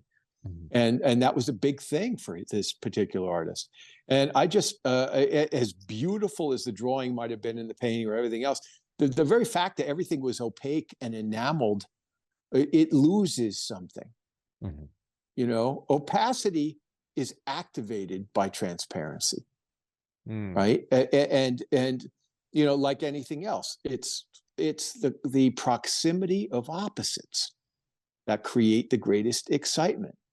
So anytime there's a sameness of touch, a sameness of palette, a sameness of subject, sameness of color harmony, any of that stuff, after a while, the eye's like, okay, I've seen this already. I don't need to see this again. Yeah, absolutely. Just to make sure I've got the right guy, is it John Philip Osborne, born That is 1951? correct. Pratt Yes, Institute sir. Art Students League, studied under Yep, Albin Albert and Arthur Maynard. Okay, I got his that's website. correct. Fantastic. Yeah. Wow. No, cool, man. Cool. Well, Joe, I can't believe how time flies with you. It's whenever I'm talking to you, it's like, oh shoot, we've been talking for over an hour and a half or however long it's been now. It just keeps going and going and going. And it's awesome because I don't want it to stop. But I want to make sure before the podcast is up, because I think we threatened to do this last time, that we would talk about some of the technical things, which we're touching on a little bit here, which is good. But some of those technical things, but we didn't manage to fit it into the previous two conversations from memory. And I'd love to get into a little bit of that if we can. So I'm Okay. curious just about a few things. If we don't, I don't know. I want to see if you can give away a couple of little things here, but again, with whatever you feel comfortable sharing. But I've got this view of you right now, looking at this painting, behind you, this gorgeous moonlight scene. In fact, when you posted this on Instagram, I've pulled it up right here. I was just a moonlit church. I was like, good night. That's Joe Paquet. And it's beautiful, man. It's absolutely beautiful. Oh, thank you very Uh, much. so I'd love to get into this and just some of the aspects about that painting in particular, but I have to ask you because I'm looking at this palette behind you. I love seeing your easel set up, your palette there, your brushes, your brush holder. It's so cool. I love that arrangement of colors that you got there, man. Can you run us through just what's sitting on that palette right now? Oh, okay. The palette over here. Yeah. Yeah, yeah, yeah. Yeah. I mean, basically, I use white, lead white, traditional lead white. I love lead white. There's nothing like it. The transparency of it is, it's magic. And then the prismatic palette itself that I work with is cadmium yellow light, cadmium yellow, cadmium orange, cadmium scarlet, cadmium red, alizarin crimson, manganese blue, cobalt blue, ultramarine blue, and ivory black. And I tone all my canvases with Old Holland raw umber with lead white, a neutral warm. I always start with a neutral warm so Mhm. that I don't have to kill the whole canvas to see relativity for value. And generally, it's that neutral tone is very receptive all year round, Mhm. whether you're doing a winter scene or anything else. In my experience, anyway. That's And then beautiful. yeah, so but the nocturne is a rare thing. It was something completely different. And like you, I'm playing, I'm having fun. Yeah, And this yeah. was not from life. This was a case where I actually had a photograph, a daylight photograph from the town I was just in. Oh, And, cool. and I looked at the shapes and I'm like, oh my God, this would make a glorious moonlight painting. And Yeah, and man. you know, I haven't painted a moonlight painting in 30 years. And Mhm. I just thought, okay, I'm going to experiment with this. I'm going to start with a rich, mahogany brown underpainting, not just brown, not that neutral, but a little bit violety. And I'm going to work my cooler notes over the top, and they'll work the warm and cool because the stones in the buildings are all warm and everything else. And so it was really a grand experiment.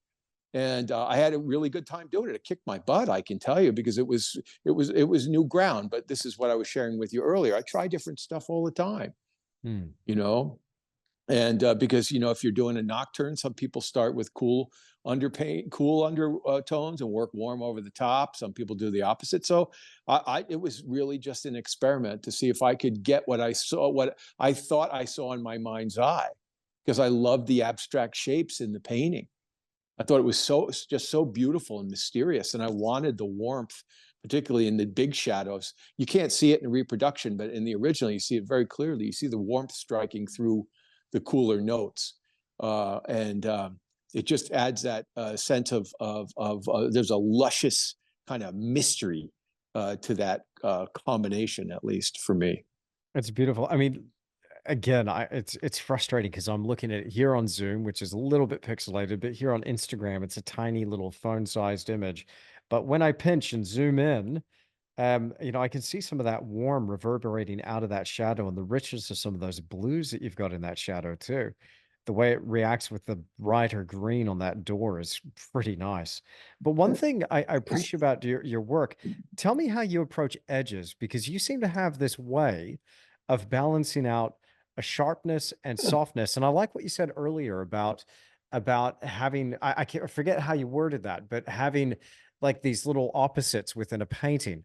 This is something I see with you all the time is like Yeah. these value transitions, these shifts in value, but it's also shift in quality of the stroke.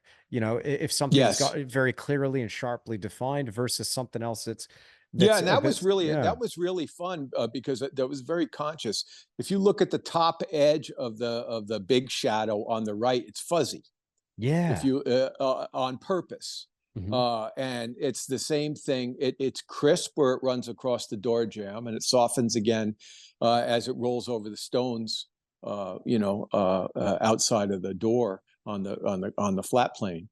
Mm. And those are all choices, Yeah. because I literally am looking at a daylight photograph and I'm like, well, this is, the angle of the light that could just as easily be moonlight. And how would I treat that, you know? So again, it was really an experiment. You know, I mix things up, and in that case, I don't do it often, but I use a photo reference completely to use as the departure point for that. That's so cool. So cool. Actually, as soon as we're doing this, I'm gonna ask you about some more paintings that you've uploaded to your Instagram, and maybe even one of my favorites here. There's another one that you posted recently, which is you posted this. When did you post this? 8th of December 2023. I'm gonna hold it up here. Yeah, again, same thing. That painting was a complete experiment. What happened was I really wanted to do a nocturne. Mm, The last trip when I was out there, I was so sick I could barely do anything, and being out at night was impossible. And I had some images that I loved, mm, and that one I just loved the design of it, and I loved the warm and cools in it. And I'm like, you know what though? There was a show called Light and Death that I'm in. It's kind of people that are inspired by Caravaggio, right? yeah. And so I got invited into this thing, and I thought, well, a nocturne in Italy was completely worthy of Caravaggio, and but I added the figure, Mm, right? You know, at least from my old illustration days, I've learned how to meld things, and I took the figure and I put the light effect on the figure that would be there if he was walking under the street lamp. yeah. You know, so it was just a grand experiment. Like I've just been having fun doing stuff completely atypical for me. Yeah. And this is obviously a little more narrative. It's got a figure, and I actually, it makes me want to sit down and do some portraits again of friends and stuff like that, to kind of get back to some of that. Yeah. So it's just again, it was an experiment, something I just was excited to try, That's so like what we cool. were talking about, you know? So cool. Yeah, yeah. And as I said before, I'm very much in that phase myself personally, which with just wanting to wanting to get in that back in that play, whatever it turns out to be. But Yeah, just if you're jazzed about an idea, just flip and do it. Just just jump in, and yeah, that thing also what you were saying earlier about being in a hurry. I've been feeling that so much over the last few years. And again, this year it's just like just chill. Just absolutely chill. And there's a few life things that have yeah, happened which have allowed me to kind of just take a step back and go, okay, I'm gonna think about the next move now. I'm not gonna always be rushing yeah. into the next thing. But Well, part of it too is you've done a lot of study outside of painting in terms of motivation and all of that kind of stuff, and having a schedule and all that mm, kind of stuff. And believe me, I'm all about discipline. But at the same time, you got to mix it up, man. yeah, There are days that yeah, you should just stay in bed, and go eat a big meal and play with your kid, and you know this mad rush to be successful and all yeah, of this stuff. When you're lying on your deathbed, nobody's saying, I wish I'd done one more painting. yeah, Usually they're saying, I wish I'd spent more time with my loved ones or something else.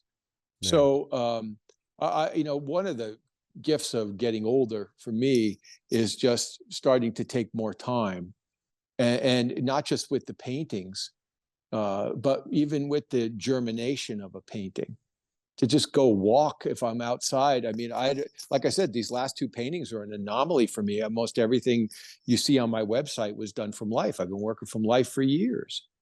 Uh, um, but certain things I can't do from life. And so it was fun to try these things, to mix it Mm, up a little bit.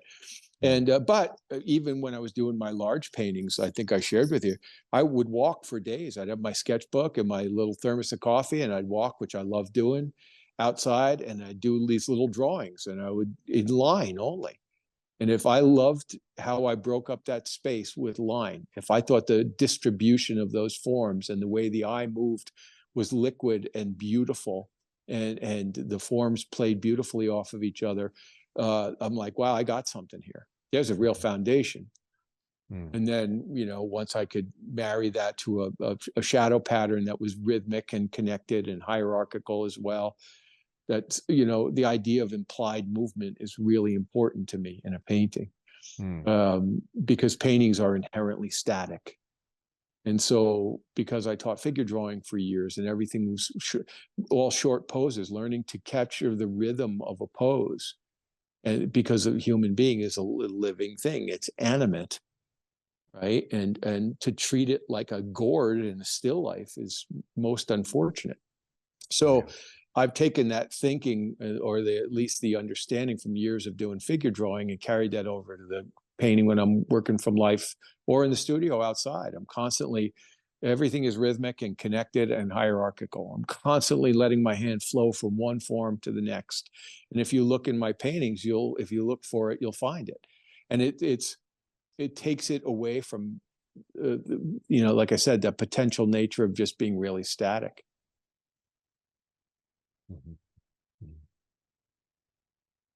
You know, something's come up. Going to go on a bit of a tangent here. From what you're posting on social media, Joe, I love following you, and I want people that are listening to go and follow you. Not that Joe's doing it for the follows, okay? Don't get it twisted. But one thing I'm really appreciating is some of the stuff that you're sharing now. It seems that you're opening up quite a lot now, personally, with some of the posts that you're sharing. I'm very careful about that. But yes, I do. Love that. You know why? You know what it is? Part of it is that this is, I paint with my heart when I'm painting at my best.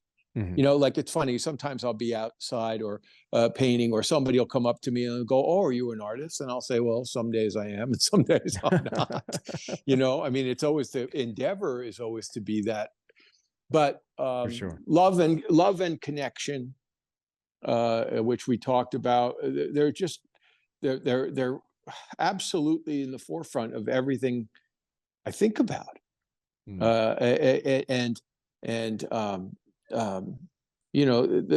people you love, the things that you love. I try to post a really great quote when I find one that's not knee-jerk, that's not one you've seen by everyone all the time. Everybody quotes Picasso, good artist copy, great artist steal, and all this bullshit. And a lot of that stuff gets really old for me. And it's a way for people to validate the appropriating of the work of others in a lot of cases. And but to me, if you study philosophy and history, which I love philosophy, and I love, I reread Self-Reliance by Ralph Waldo Emerson at least once a year. And I love Rilke. We've talked about it, Letters to a Young Poet. There are these people that have felt life deeply, and they have this magical gift to distill the essence of that life experience in words. And it's universal to all of us. And that's what I think, to me, what makes great painting for me is to find the universal in the particular, in your particular. And that just to be particular, and to, a lot of people, say, well, this is just how I feel, and this is how I express things, and blah, blah, blah. But we still are communicating. This is a language, after all. And I probably did say this in our last talk, but I think the hardest thing to do is to speak a profound individual truth in a common language. Historically, in the 20th century, many people have spoken an individual truth in a private language. And they're the gatekeepers. They have the key, so I don't think you need to reinvent the language to say something new. I think so opening up, if it means that I speak out of my heart, I do. And that's why I've said, with, all the podcasts I've done with you and Jeff and Charlie Hunter, and all of you are gentlemen when I've worked with you and said, look, we've talked about some things that might be controversial. You want to edit them out? And I say, no, why? Look, guys, you're asking me my opinion. That's all it is. If you don't like it or you don't agree with it, I'm totally fine with that. And you don't have to agree with anything I'm saying. To me, I've just done my own search in life, and I've come to my own conclusions. Absolutely. And the best thing I can do is tell you why. For sure. And how I came to them. But to me, to have everything circle back to love and connection is kind of a no-brainer. Tell the world what you love, man. That's the risk, That's it. you know? Let me read this. Let me read this quote to you. This is something that Yeah. you posted here. The world is pretty dark these days. So many struggling with anxiety and lack of hope. Be the pebble in the pond. Keep putting the light out there. I love that, man. And a picture you're painting there to go with that post. I just thought that was so cool. Well, it's true though. And like I Yeah. said, part of it is, I don't like putting a lot of personal stuff out on social media or anything like that. It's just that the world is particularly dark. Yeah. Not that the world hasn't always been, but through social media, we have a second to second, blow by blow description of the school shootings and the bombings of the cities and this and that, and it's too much and it's overwhelming. And I think as human beings, we have a limit for what we can absorb. And I had an experience on Christmas Eve morning. My my habit is usually to go to my studio and I wrap all my gifts and stocking stuffers for the family. And usually around noon, I go back to the house and so it's the one day I actually put on Christmas music, and anyway, I go into the Walgreens, drugstore, and everybody in there is grumpy and, probably for good reason, who knows what they're dealing with in their lives. And I go in and there was a woman who just showed up. The manager didn't show up, so she was filling in. And she was delightful. She was just genuinely delightful and kind of lit up the room. And everybody was looking at her like she was weird. And anyway, she said something very Christmassy, and I said, "God bless us, everyone." And she said, "And to you, Tiny Tim." And I just I just saw this woman transform all of our lives in that minute. Yeah. And I thought to myself, all of us have that within us. Yeah. But we get so caught up in our own stuff, and I understand it. There are a lot of people that are, and I wrote that because I know so many people that are struggling. My son has had 3 friends who've died by taking their own lives. Oh my word. I mean, awful. Yeah. And one was the greatest friend he's ever had in his life, and it changed him forever. And other people that he worked with, the tragedy that this kid has seen at such a young age is profound. And then on top of it, social media and all that. So not to be dark, but just to turn this to the light, because the only way to get rid of the dark is with more light. So that's why I wrote that. I just thought, you know what?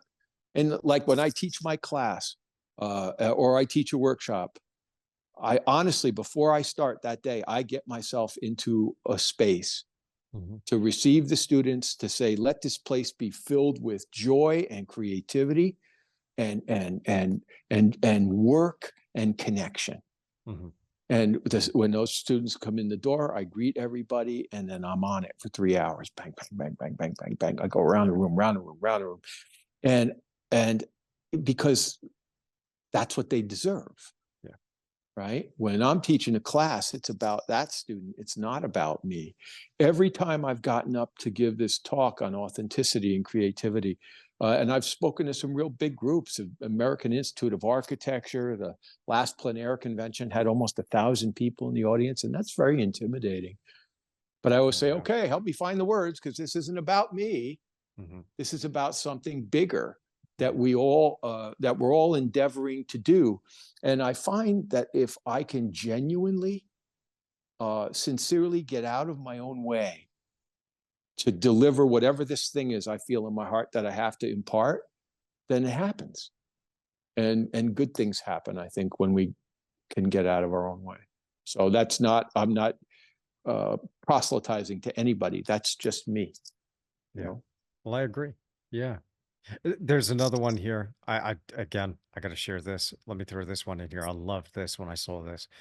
Keep working towards some sort of beauty. It's hard to become bitter if you are continuously working to be better. Love that. Absolutely Yeah, I love that. believe that. Yeah, that's just something I think about all the time. Um, And, for years I journaled, and I actually love writing. And I did a newsletter pretty regularly. I haven't done one in a long time. But at the beginning of the newsletter, I would always write something, like I've got a couple things. You've probably seen them on my website, on my homepage. Mm-hmm. There's a open letter to artists that I wrote way back in 2008 when the crash hit and all the artists were panicking.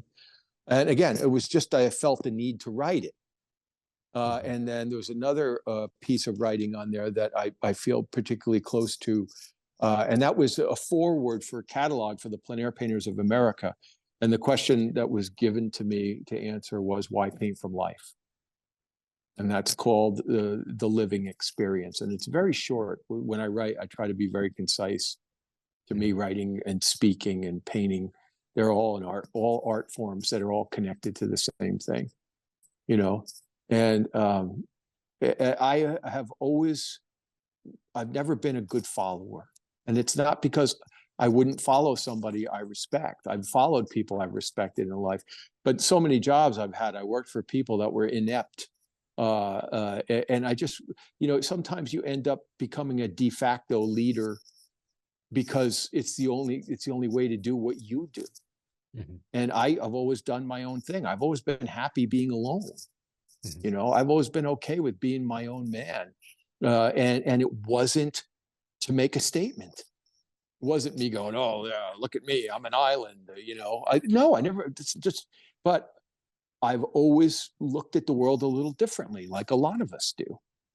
And what I realized is, if I'm going to have this personality that I have, I damn well better have the discipline and the skill sets to survive out in this world.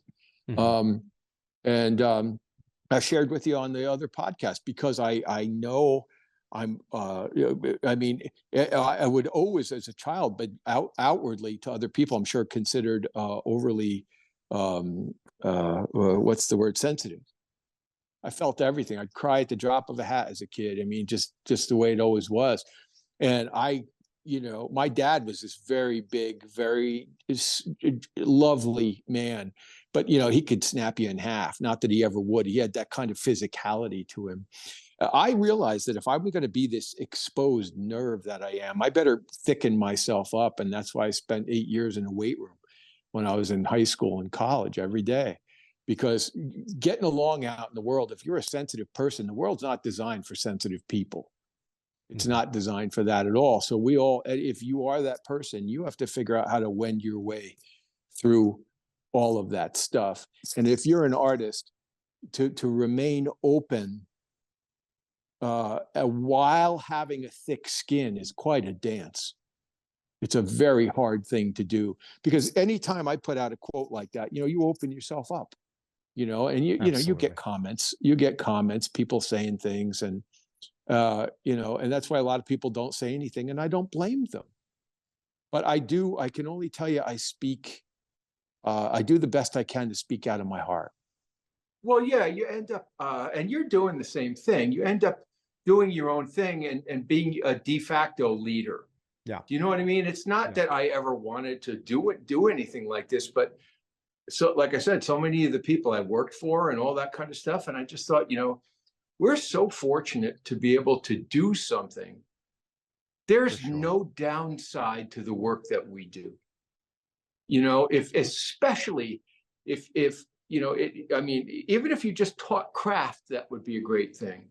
Mm-hmm. But if you can follow craft up with some type of philosophy that you believe in, that's broader than you. And that's kind of what I was talking about a little bit. That idea of the universe around us and the connection to the world around us is so grand, and we are truly so limited. But we don't know that, and it's certainly, you wouldn't know it by looking at Instagram, by everyone filming themselves in the gym and all that kind of stuff. Taking selfies every day and so forth, and it's this cult of self has leached into everything in society, including art.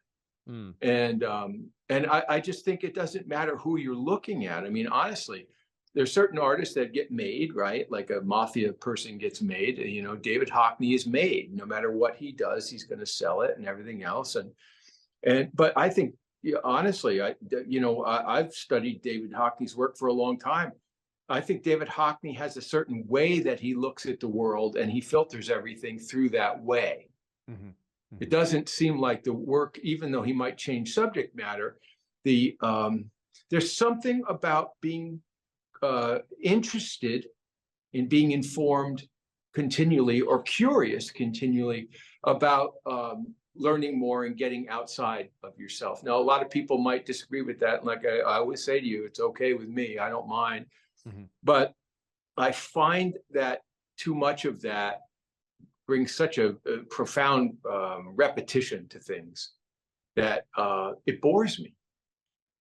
You know, I said this to you earlier. I think I want to look at Andrew Tischler in 2 years and see a painting that surprises me.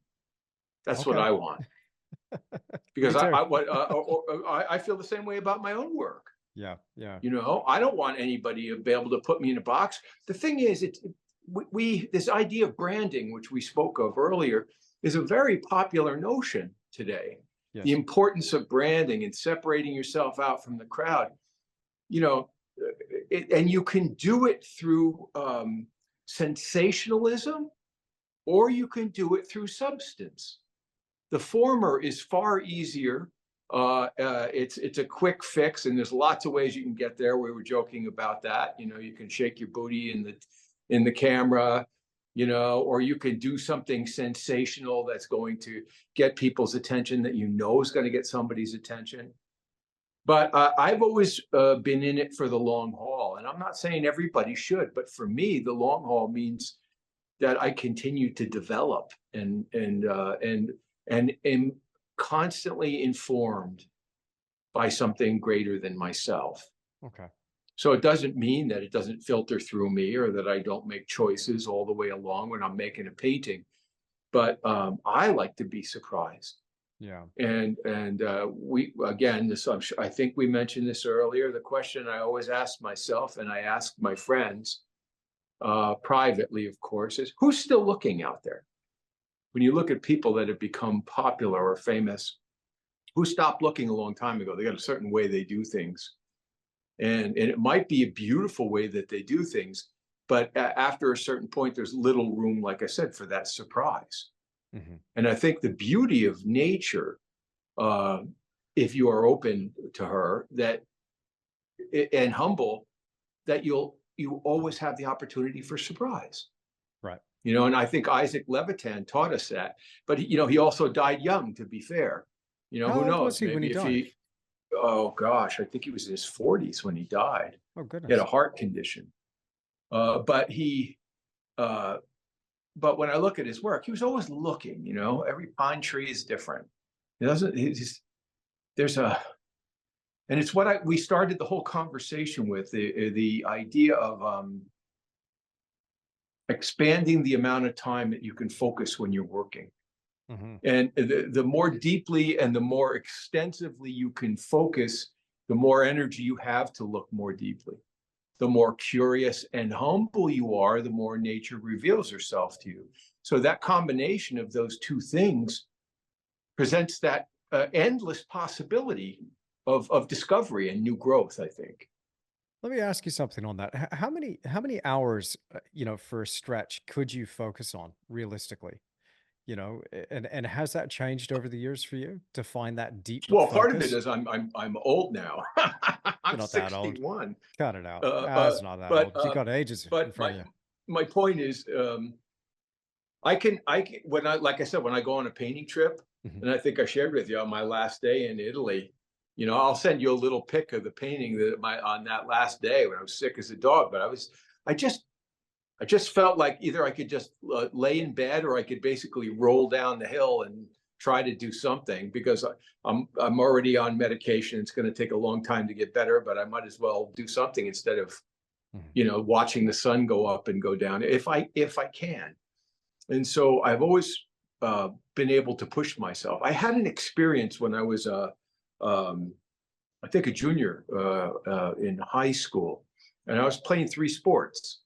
And I remember, sorry for the sports analogies for those of you guys that don't do this kind of stuff, but it speaks to anything.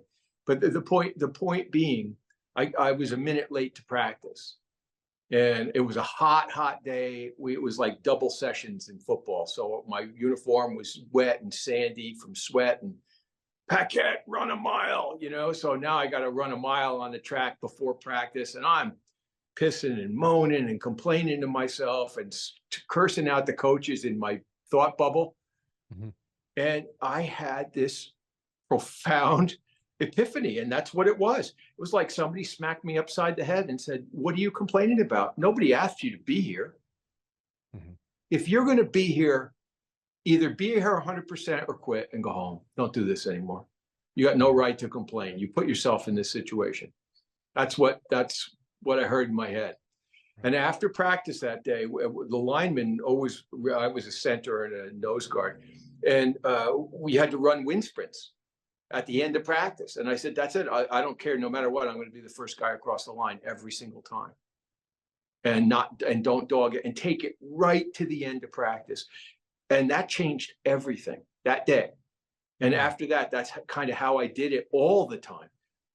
And so for me, the painting is the same way.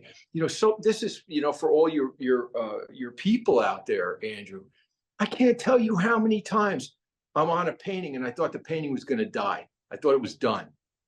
Mm-hmm. And I would give you an example. I'm painting up on Piazzale Michelangelo with two of my friends. And in the springtime, and the wind is howling, and these rain squalls are coming through. I'm looking down on the city of Florence, right? Springtime. Anyway, I step back to talk to one of my buddies. Huge gust comes up, blows my box over, cracks the box, cracks the tripod, paints and everything, palette butter side down in the rain. Oh. And I just started this painting. Oh, no. And we all know the feeling. You just want to scream. You want to just rip something in half. And I'm like, shake it off, man. Put it back up there and see what you can do. And I put it back up there and I calmed down. I dusted everything, cleaned everything as best I could with my wet paper towels. And I got one hell of a sketch out of that day. Awesome. But believe me, my first impulse was to go the other way. And something made me go, don't do that. And I don't know if we talked about this the last time. I had this, sometimes you have to relearn something in your life over and over again. Oh, for sure. I was out one day. I took a break and was sitting in the sun in this park not far from my studio. And I was just laying in the sun, looking up at the clouds, daydreaming. And I heard a big thump on the road, I didn't think anything of it. And about 20 minutes later, I got up and I go over this little knoll, and there in the middle of the road is this big box of leaflets. I don't know if we've talked about this. Oh, we did. Yeah. Yeah, well, sorry, I won't go into it again. But the point was, I walked right by it. Yeah. You know what I mean? Again, it's the same idea. And then I stopped myself and I turned around. I'm like, what am I doing? Yeah. Go pick this stuff up before it blows all over creation, Yeah. And so that thing, whatever that thing is that makes you not give up, however you find it, however any of us find it, I really think that's all it is. When I was in art school, I wanted to be a really fine draftsman. Yeah. That was my goal, besides learning graphic design and all that good stuff, photography. And I just worked like a hound. I drew constantly before I ever met my painting mentor after I got out of school. And it was a blessing that I did, because once I met him, he said to me, you learned so much faster because of how much drawing you did. You weren't struggling quite as much with your drawing as most people do. Brilliant. In the beginning. Yeah. And I just think it's the investment, right? And then that never ends.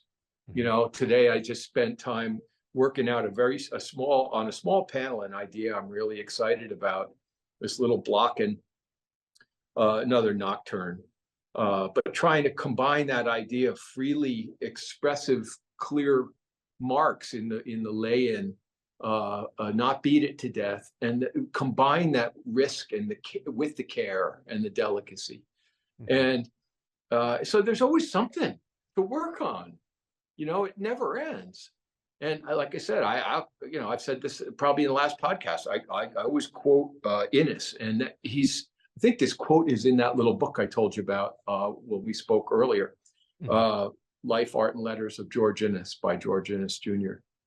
He said, I prefer to consider myself dough rather than a cake, always subject to a new impression. And the beauty of Innes is if you look at the body of his work or his oeuvre of his work over his lifetime, he was constantly evolving. He was 20 years ahead of whatever the prevailing taste was. Wow. Because he was his own man. He had his own sense about things. He was painting like the Hudson River School. There's a painting called Juanita River, and it's right out of the textbook, from Bierstadt or Church. Brown underpainting, very careful drawing, very highly modeled. And then it didn't take him long to get fed up with the dogma of any approach. And I'm not a big fan of dogma, whether it's religious, political, or anything.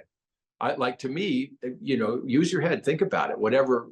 And as a painter, he was fed up, and he said, I reject the foreground bush. And it was, the French called it the repoussoir, to have a dark in the foreground to push everything back. He was so tired of the prevailing notions or the prevailing conventions that everyone was just, kind of getting in line with. He said, the hell with all that. I'm going to go look at nature. I'm going to see where it takes me. His son said he would spend an entire day outside drawing or doing watercolor or opaque watercolor, studying forms as honestly as he could. Then he would come into the studio and he would, it's not that he never did oil studies, but he did a whole lot of these drawings and things. And then he would create this amazing subjective truth in the studio that you can't, like I said, if you really look close at an Innes, you can't figure out what the hell he was doing because he had no idea.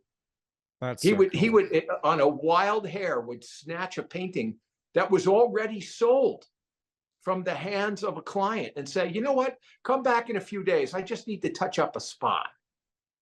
And they'd come back and that landscape will have turned into a seascape. And the client says, basically, what the hell are you doing? What's going on here? And he goes, don't you understand? Can't you see how I've improved it? I mean, it was a wild man, there's a great story. And this is what I think all of us would aspire to, my friend. A woman came into his studio on a Sunday, which was not really copacetic at the time. And he said, okay, I'll let you in, and let her in the studio. And I think she made a favorable comment on a painting. Mr. Innes, I think if you had a little figure and a dog in the front of that painting, it would, it might improve the painting. And he said, well, by Jove, I think you might be right. But she didn't stop there. She started critiquing all his paintings. Anyway, the painting she was seriously considering buying was a large painting and very expensive. He walked over, gingerly turned it to the wall and said, I'm not selling paintings today. Good day. And he sent her out. He was, he was constantly getting in trouble for all that kind of stuff. But, I got to say, it's not that I love the bad boy, but I love somebody who recognizes that this, it's like when people commission a painting.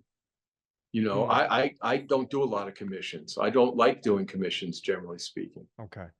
Because satisfying others' expectations is really a difficult thing. I learned that working in advertising for years.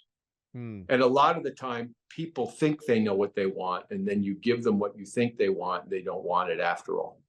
So I've just kind of forego most of that and just paint the things that I love. And I generally find that if I really do that and I hit the mark, and what I mean by that is if I capture the essence of what I was after, honestly, and if I can do it in a compelling fashion so that it has impact and all that, all the better, right?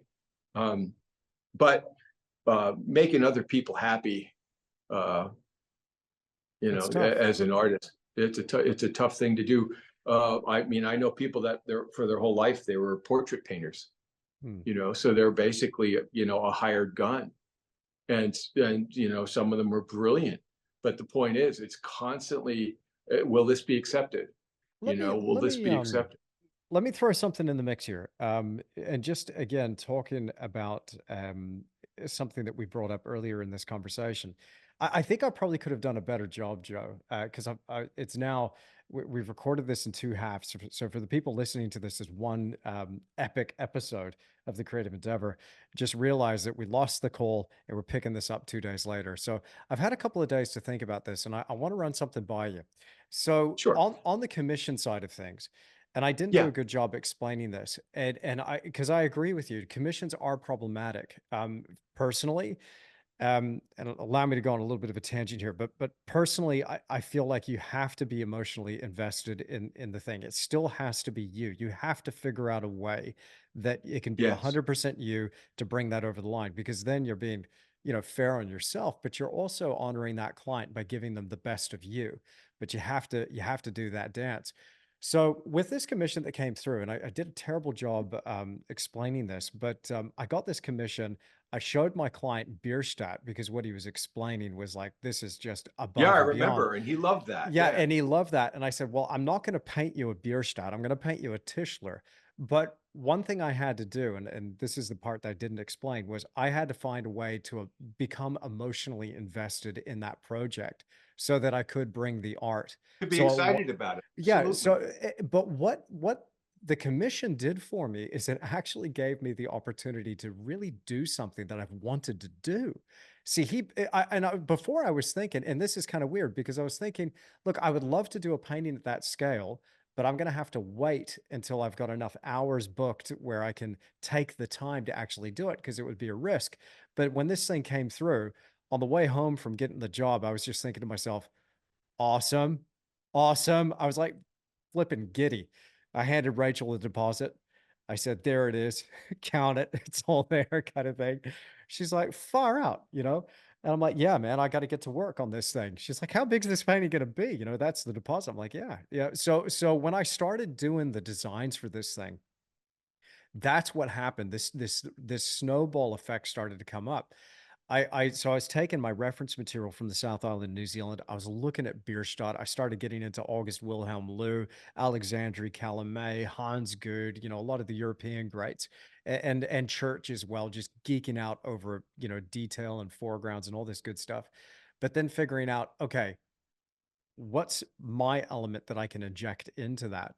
And as soon as I did the first design, suddenly I'm like, far out, there's another idea that's just opened up here. Another doorway just opened up. I'm going to run through that door. And then I created Sure. another one.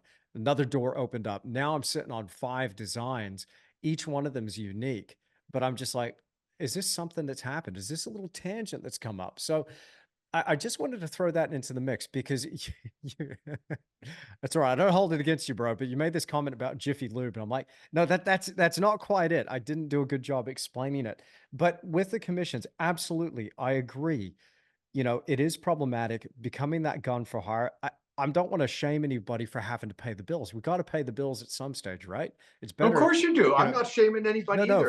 of course. Like I said, all I can tell you is Mm, is how I feel about it, and right. that I find that no matter what people, the best way for me to do a commission, Yeah.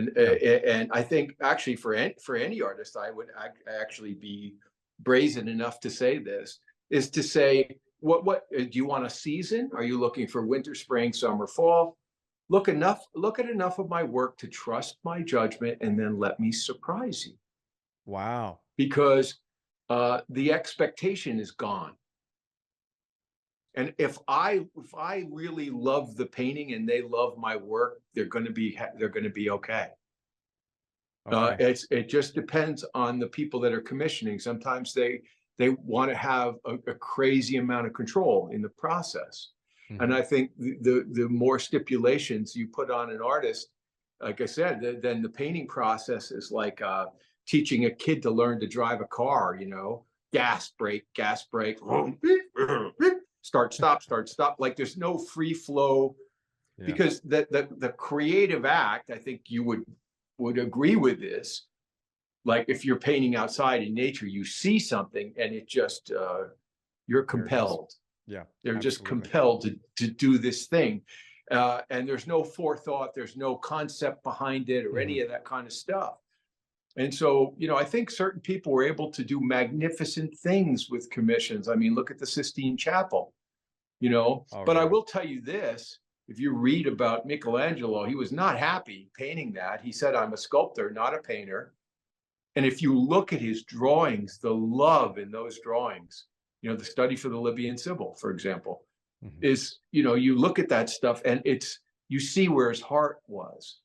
He just was so gifted. He was so talented that he was able to do that.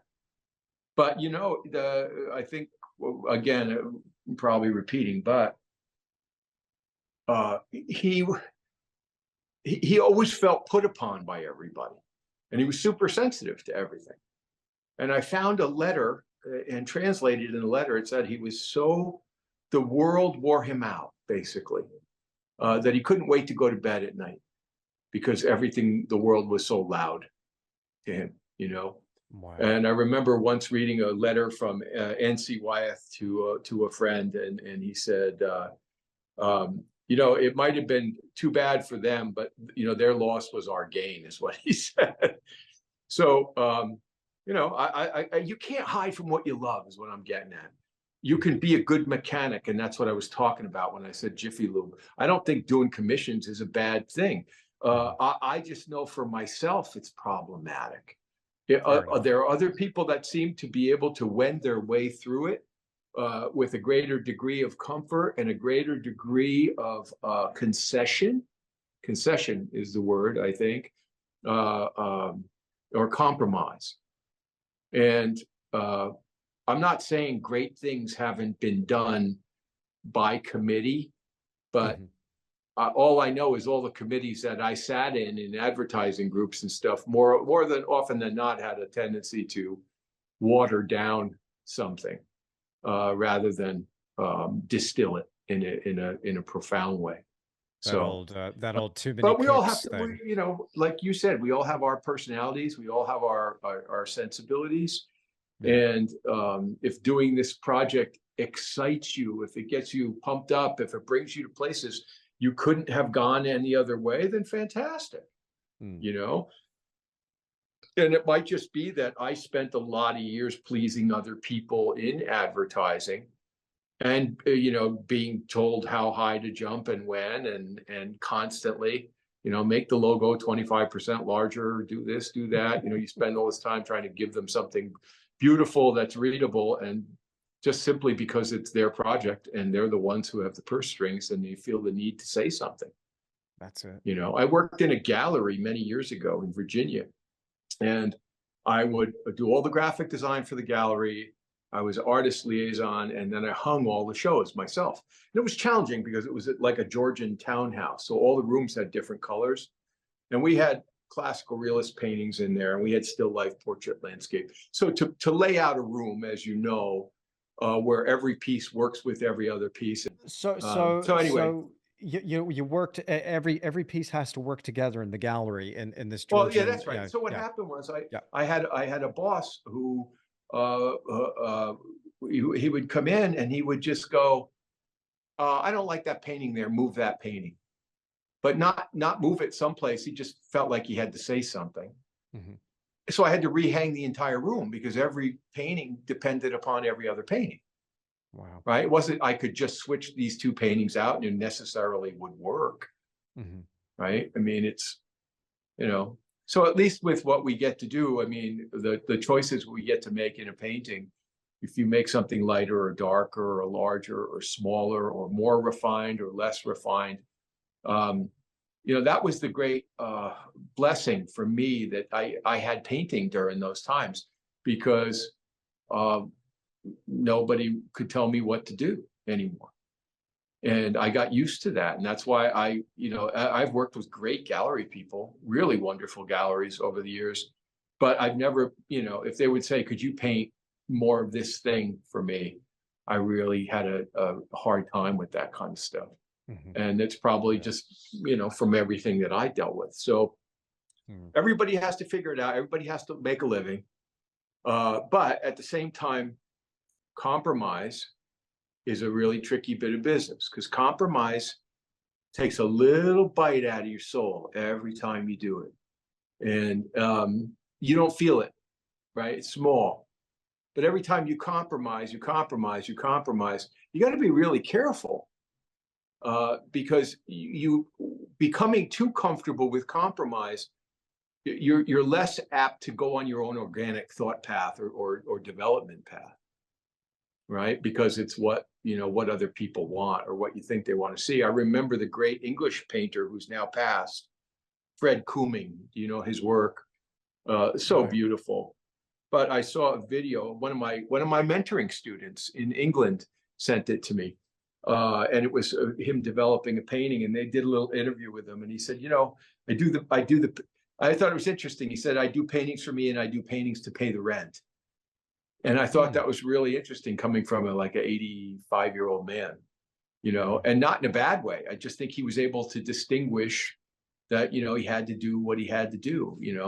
In my case, I don't have to do a whole lot of that, because I'm mentoring and I'm teaching and I'm doing workshops and I'm doing these other things, so that I can, help, supplant income, so that I can stay on this kind of bizarre journey that I've been on, of wandering, wondering, and daydreaming, and somehow, still, you know, getting the bills paid. No, I agree with you 100%. It is a bit of a bizarre thing, but I think it's just smart this day and age to have some way that you can diversify that income, take some of the risk out of it, but also take some of that pressure off yourself. And look, to be fair, one thing that I found from teaching online, the minute I went on YouTube, because I went into teaching out of necessity because I couldn't sell my pictures. Then I figured out Mhm. that I loved it. And then I became really passionate about teaching others and just found my jam there. Then when I went online, it suddenly opened me up to this idea and this possibility that I could start painting paintings that I wanted to paint because there wasn't the pressure of the sale. I was going to use Yeah, it as a teaching exercise. So it's like, yeah, I want to do this. So I just would do that. And so yeah, consequently, like I started playing with different genres, different subjects, different, even some different styles here and there, just to see, what I liked, what I was vibing with. And I think that has accelerated my growth, learning, and development. But the freedom that's come from that has been big. So whether that's going to be, diversification in the way of, maybe you just want to print some works, sell a few prints on the side. Heck, maybe you've got a side hustle or a side gig that's unrelated. That's okay too. Whatever can relieve some of that pressure where I gotta sell this thing. I gotta make this work because I find that's a huge killer. But I mean, by the way, just with Kooming here, I've pulled him up online. What a wonderful painter. And yeah, this one's for art, this one's for the rent. I get that too. Um, it's cool. I'm always learning new names, by the way, when I talk to you. I'm always pulling up new tabs here and going, far out. That's somebody different. He's a great oh artist. yeah, yeah. I mean, that's just, whenever I see anybody that's painted for a lifetime. Right. There's a painter in America here, pastel and oil painter named Albert Handel, and we ended up just rooming together. There's a whole bunch of artists out in California. We were painting for a big show called Sea to Shining Sea, and so he and I ended up just getting randomly put in this room together. I didn't know him real well, other than that he was very famous and kind of curmudgeonly fellow. But I got to know him that week. And I said, well, you know, did you ever have a job? And he goes, no. I'm like, what? He said, Joe, he said, I swear to you, when I got out of high school, I went to Europe. I lived in Europe for like 10 years. I said, how the hell did you survive? He goes, I don't know. He goes, I drew and I painted and I, and for his whole life, and now Albert is probably close to 90, I would guess. Wow. Um, and so one of my students had a big dinner for him. He had done a workshop out here. And she called me. She said, Albert's here, and he really would love to see you. And I just gotten off a plane from Europe the night before. Mhm. I said, oh, okay. And I went to the party, and I raised a glass to this man, to this group of students. I said, You guys, you're in the presence of somebody who spent their entire life making art. How many people do you know have done that? Yeah. That's an amazing thing. It really is. And it's such a difficult thing to do. My David Palladini, one of my, he taught illustration at the School of Visual Arts, but he truly was miscast. He was a fine artist who became a famous illustrator and then left it all to become a known plein air painter. But he talks about this, about the what it takes to do this and how hard it is in a world where commerce is commerce, and it's cold and it's business, and I got to know him. I mean, he was a teacher of mine, didn't remember me at all when I recontacted him 25 years later.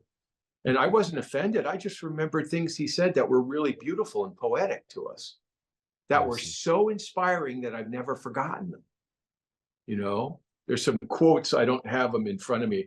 I posted one or two on my Instagram from him that are just really beautiful, about painting in nature and all of this kind of stuff. But, he took a big risk. He left being one of the most famous illustrators in America, in Manhattan, to go paint in France, in the mountains in France and in Pennsylvania. He just moved around, and he basically, he lived hand to mouth after that. And it was very hard for him. When we reconnected, I wrote him a letter, and he wrote me back, because he didn't like talking on the phone or anything. He was real old school and very private. But, the letters, what they showed were the level of frustration and difficulty of trying to follow your soul in what he thought was a very soulless world. So it was really sad. And it kind of gave me the impetus to say, I totally respect his position, and just, I loved him for what he brought to all of us in terms of the soul of what making a mark is. He said, I love the idea of drawing a tree with a piece of charcoal, a burnt tree, on a piece of paper, which is part of a tree. He just had this very lovely way of subordinating himself to creation, as he called it, all the time. Yeah. And this great sensitivity in his work. And so, while I think we can have people in our lives that are inspiring, we can also have people in our lives that are cautionary tales, and sometimes they happen at the same time. And so I've always tried to do the best I can to learn from that. And that's why I wrote that quote about being bitter. It's hard to be bitter if you're constantly working at being better, at what you do, because the old line, you can't swing a dead cat without hitting a bitter artist. There's so many. It's easy to find people that are disenfranchised and feel like the world has left them behind. And I'm not making light of that when I say it. I'm just very cautious, and it's why I'm so vehement about constantly monitoring your sponsoring intentions, right? Because if you go to the world to try to give the world what it wants, you're not doing what you want. Mm-hmm. And the worst part is, if you go to the world and try to give it what you think it wants and you fail, you're doubly screwed. Jim Carrey talked about his father, the actor, and it was very, very prescient. He said, my father was this wonderful, he had a quartet or an orchestra in Canada, and he said he was really good horn player, I think. But he got married, had kids, and he felt the stress of that, and ended up becoming an accountant, which he hated. And that, I don't know, in his late 40s, 50, they fired him. So they basically lived out of their car for like a year and were janitors. And he said the worst thing was that he gave up this thing that he loved so much to eventually fail anyway. So, if you really want to do this thing, if you're going to fail doing something you love.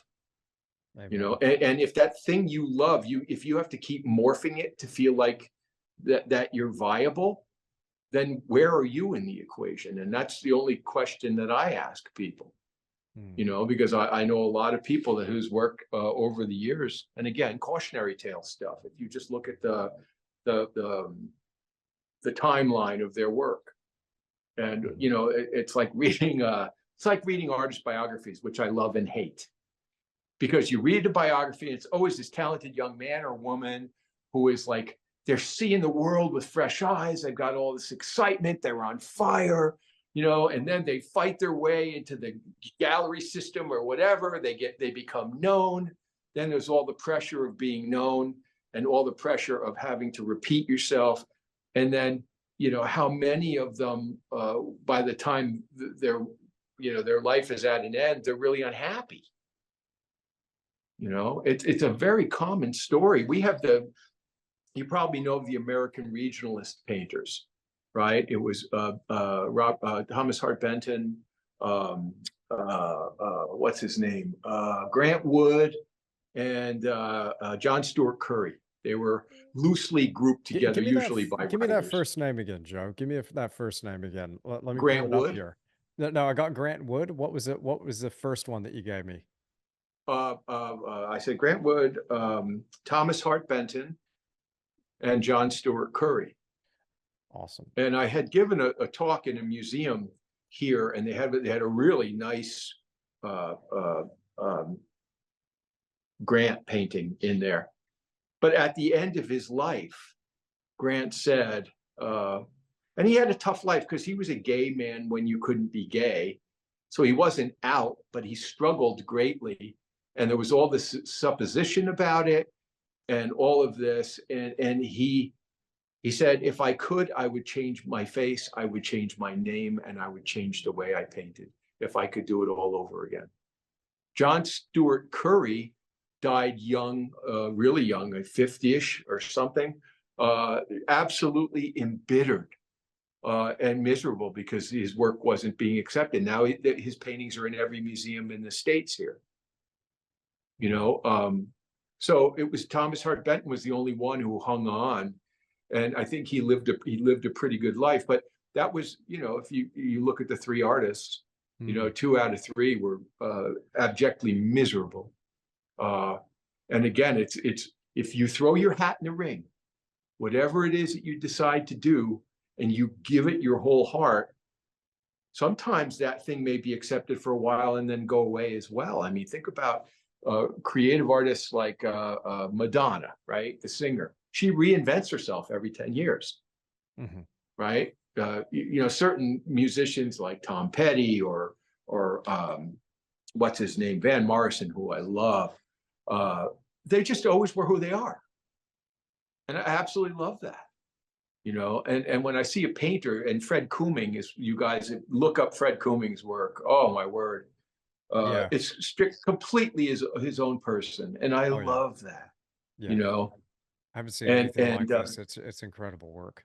yeah, but I think he also recently passed, and he spent a lot of time alone doing his thing. He wasn't on social media doing videos and doing this and doing that, and but he also came up in a different time where you worked with the same gallery for 20 or 30 years, and those days are I think numbered.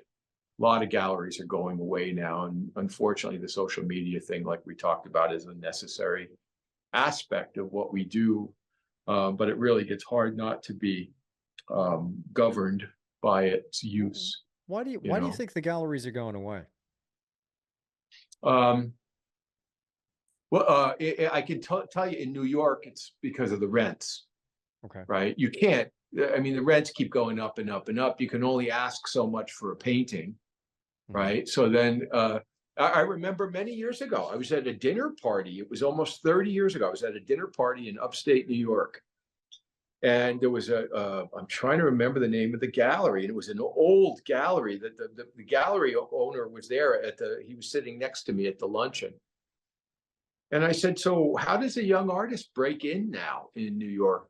In terms of your old model, they would take in an artist and they'd have them for life, and they'd help, bring them along and support them. And he goes, we can't afford to do that anymore. We can't take a young artist whose work is, financially it's cheap to sell. He goes, we have to pay the bills.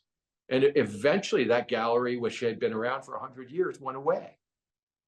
Wow. Right. So, and then, so that model, I mean, there was a gallery in New York. Oh my word.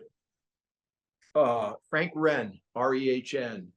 That gallerist had Hopper, Bellows, and Charles Birchfield all at the same time in his gallery. And they were all really kind of gritty New York painters. Wow. And it was very interesting because if you read the books, you'll see the letters, because I've read a lot about Birchfield, and his work changed a lot. And even though the gallerist was not thrilled with the direction of the work, he knew the guy had to develop on his own, and he supported him.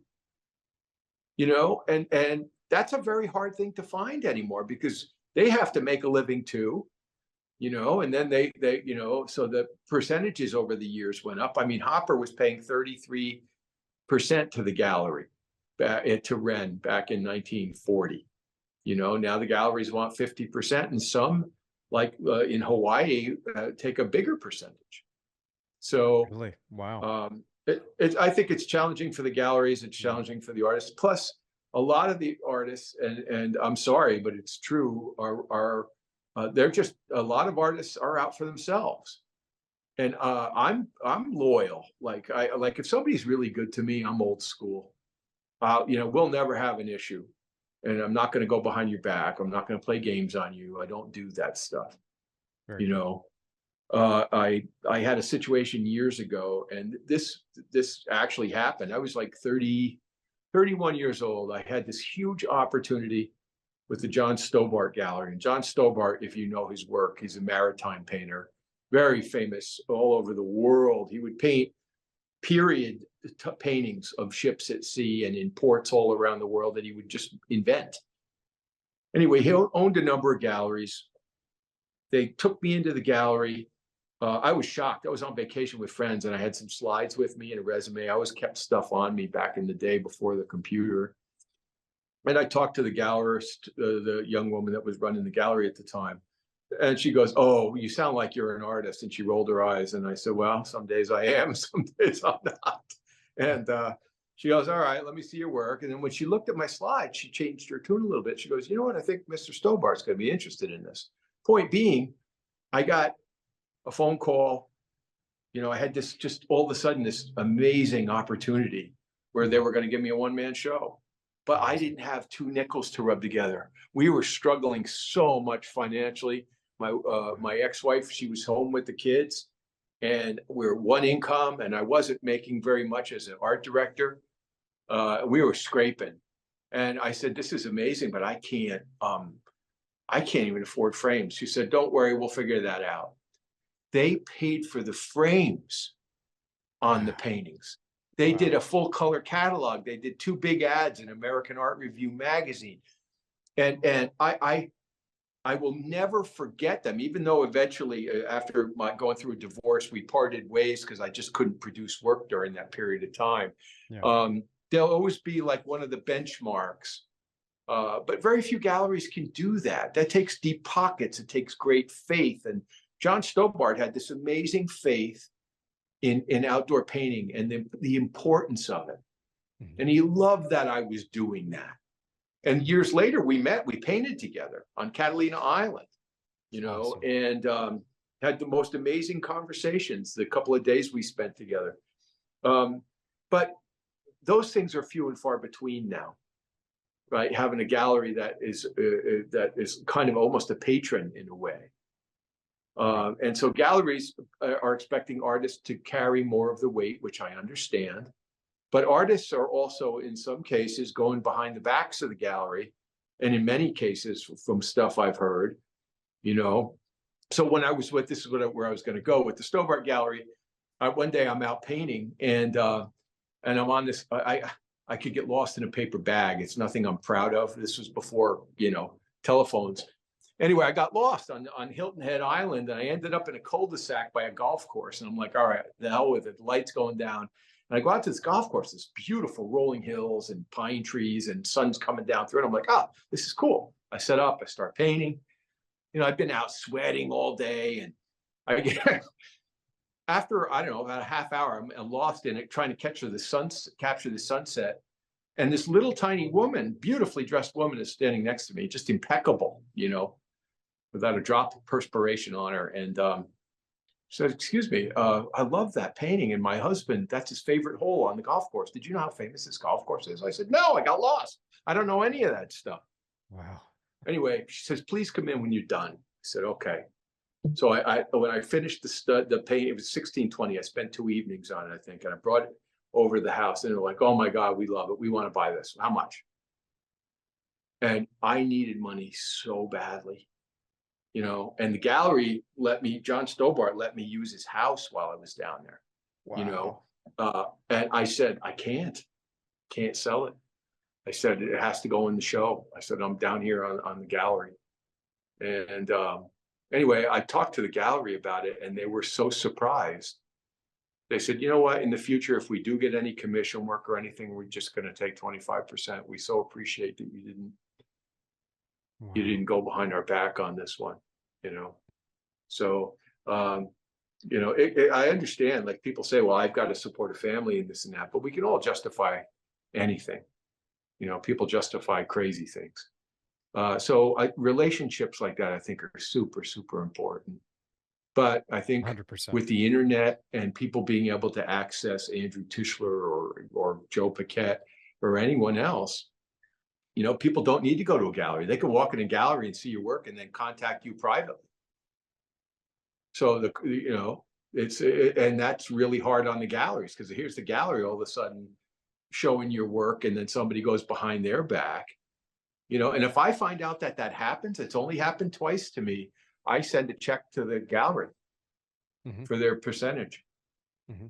but it's only happened twice Wow. because it's gotten so bad out there and so competitive that a lot of galleries kind of have had it with artists just basically, saying, "Well, I got to survive too, so I'm just gonna take this opportunity." So, that's why I think galleries there's a whole uh, uh, um, a host of reasons why galleries are diminishing here. And I think that's all part of it. Certainly not all of it, but that's some of it. Mm. Interesting. Yeah. Yeah. And the whole social media thing, I mean, that's been quite a bizarre turn of events where it makes everything and everyone so accessible now. It's great for artists, but yeah, from the gallerist point of view, I can see that that'd be quite a challenge indeed. You know, I'm about to open my own gallery again. All right. Well, good for you. Yeah, so yeah, but I'm gonna keep an eye on myself, make sure I don't do anything nasty Okay. against Good.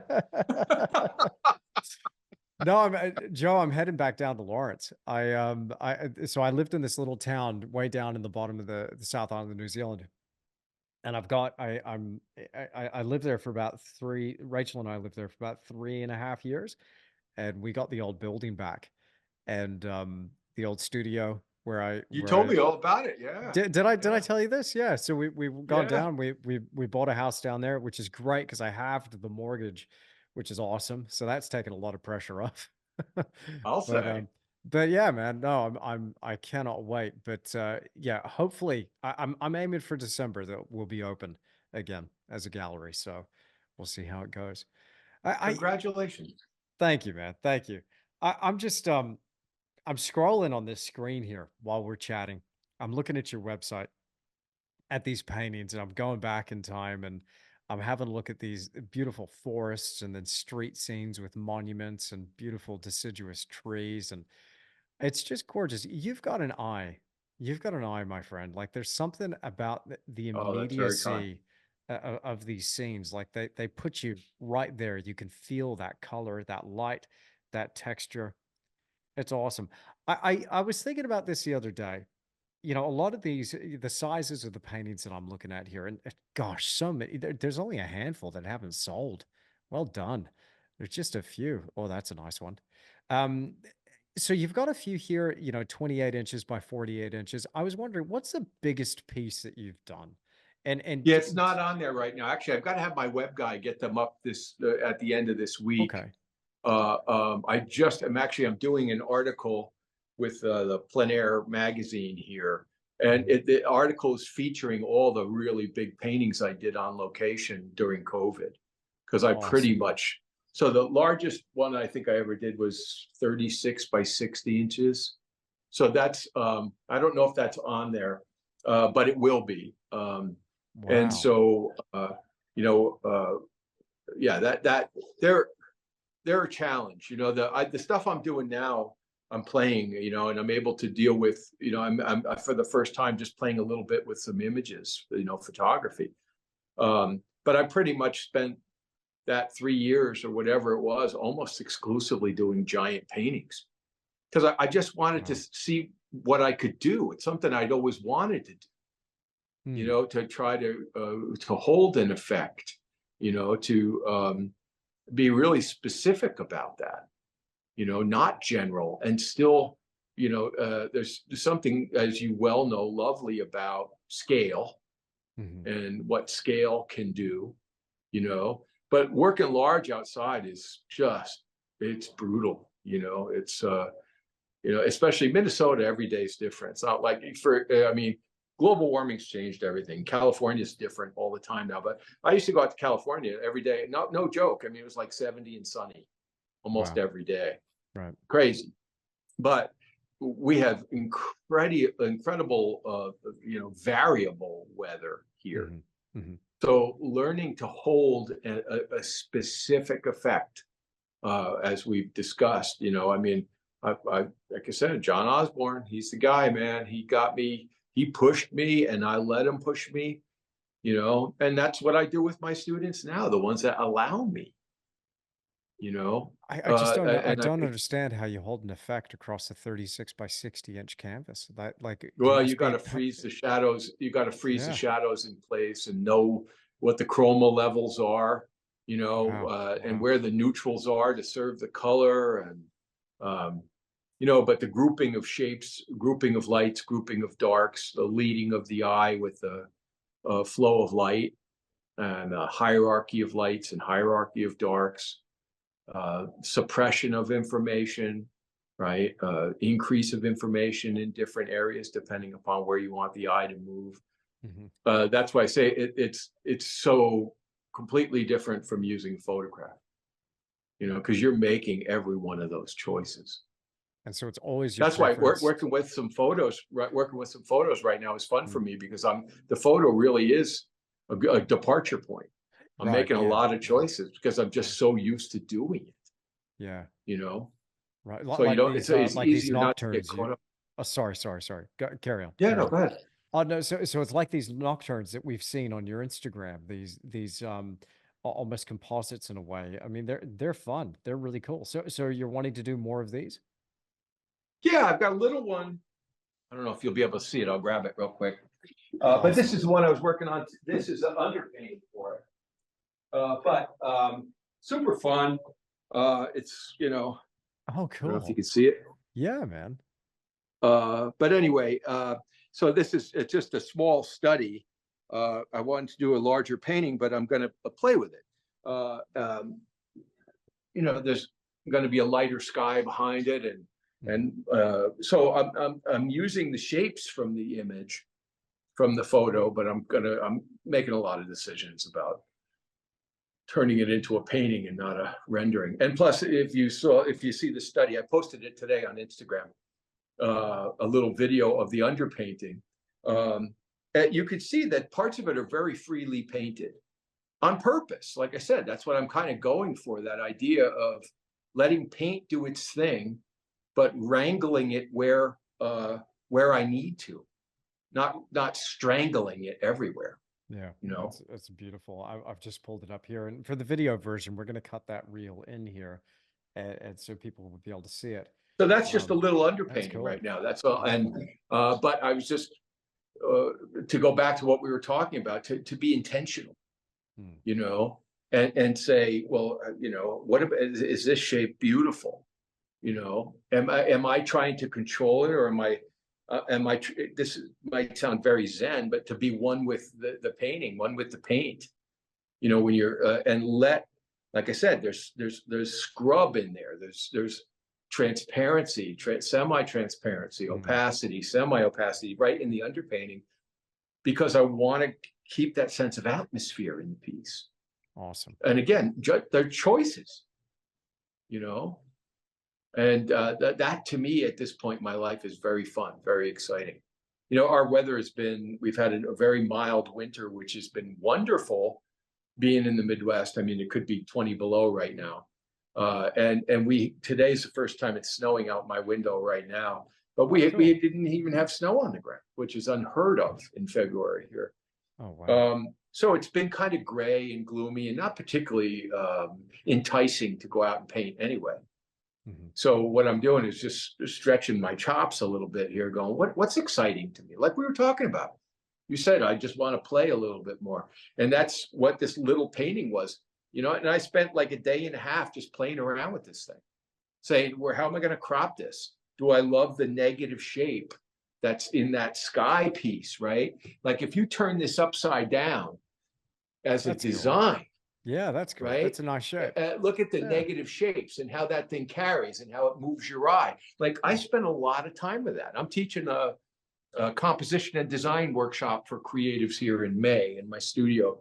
Oh, cool. And it's a course I put together myself, which I might have mentioned to you before, because but you start with line. Okay. And deal with balance, unity, variety, and interest and contrast. You know, how you break up a space, how you lead the eye or trap the eye, how you engage the eye. So line can have cadence, right? And rhythm, like music. And when you really start to indulge in the beauty of that, then all of a sudden you're in a whole new world, because before you ever get to value or color, you're finding a world of nuance just in the linear aspect of a picture alone. And that I learned, believe it or not, studying typography. I think I might have mentioned this to you in one of our conversations. So as a graphic designer, I used to, back before the computer, BC, I had to trace off typography, and I did marker renderings for ads, you know. And so the art director would say, I want the headline in, Times Modern, bold, blah, blah, blah. And this is what it needs to say. And I have to trace off all the letters on that piece of paper.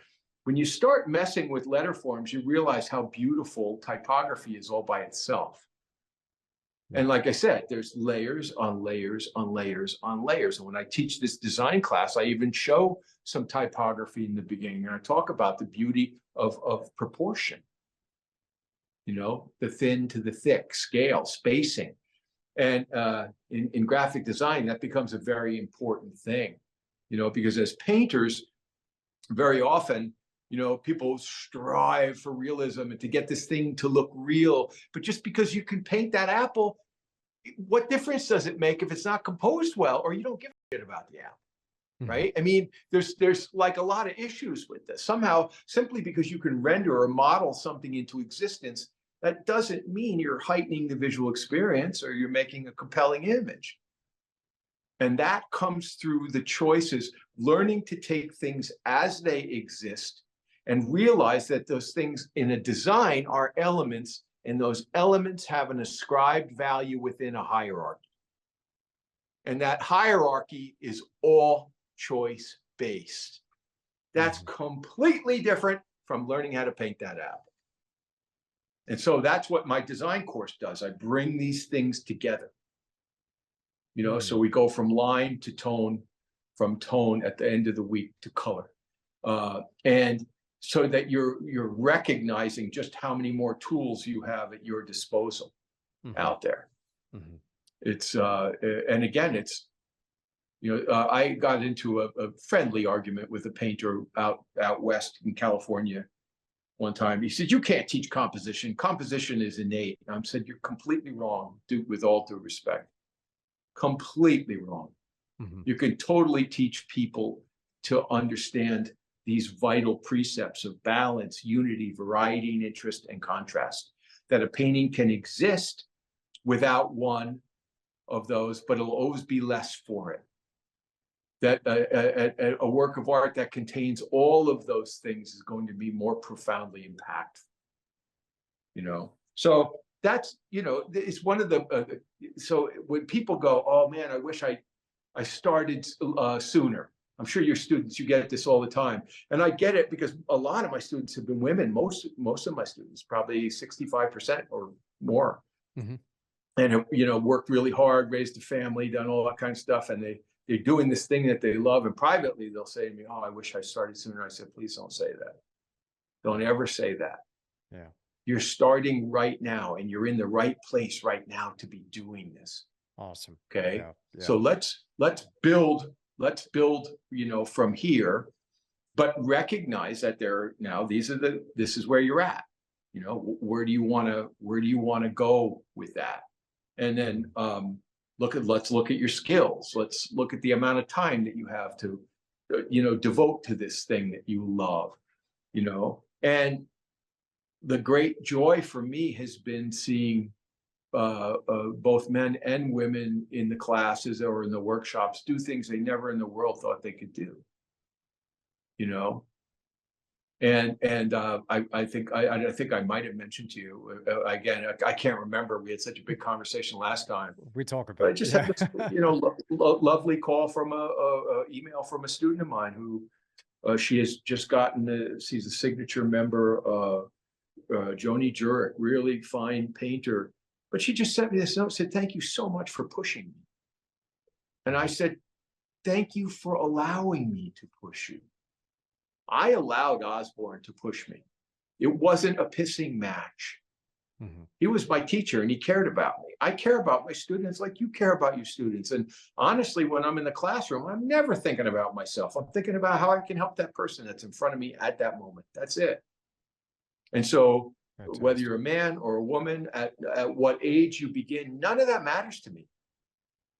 I just say, look, you come in the door, it'll be a stretch, but I'm going to afford you the respect to say that you're an artist when you walk in the door. That's a big thing for me to say. Now you add to that or you take away from it based on your own behavior, your own self-respect, how you, and so when I mentor now, I'll say to people, I do a series of intake questions on my first day.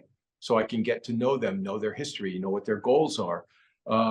And then I'll say, well, how direct would you like me to be with you? And I ask them, because some people will go, well, just don't be too hard on me or whatever. And I'll be like, okay, because my goal is never to hurt anybody's feelings. I don't have to be the man. But like I said, this is a collaboration. When we get together, all right, here's your skills. Let's look at your skills. I've had people contact me who were pretty well along in a professional career, but struggling, right? And they're like, I'm not winning awards. I'm not getting into the shows I want to get into. Can you help me? I said, if you allow me to be honest with you, I might be able to help you. And I did. I was like, okay, these are the skill sets that are lagging. Let's work on those together so that you're not dragging that anchor behind you. And in the two cases I'm thinking of, one artist ended up getting into the Easton Plein Air Invitational.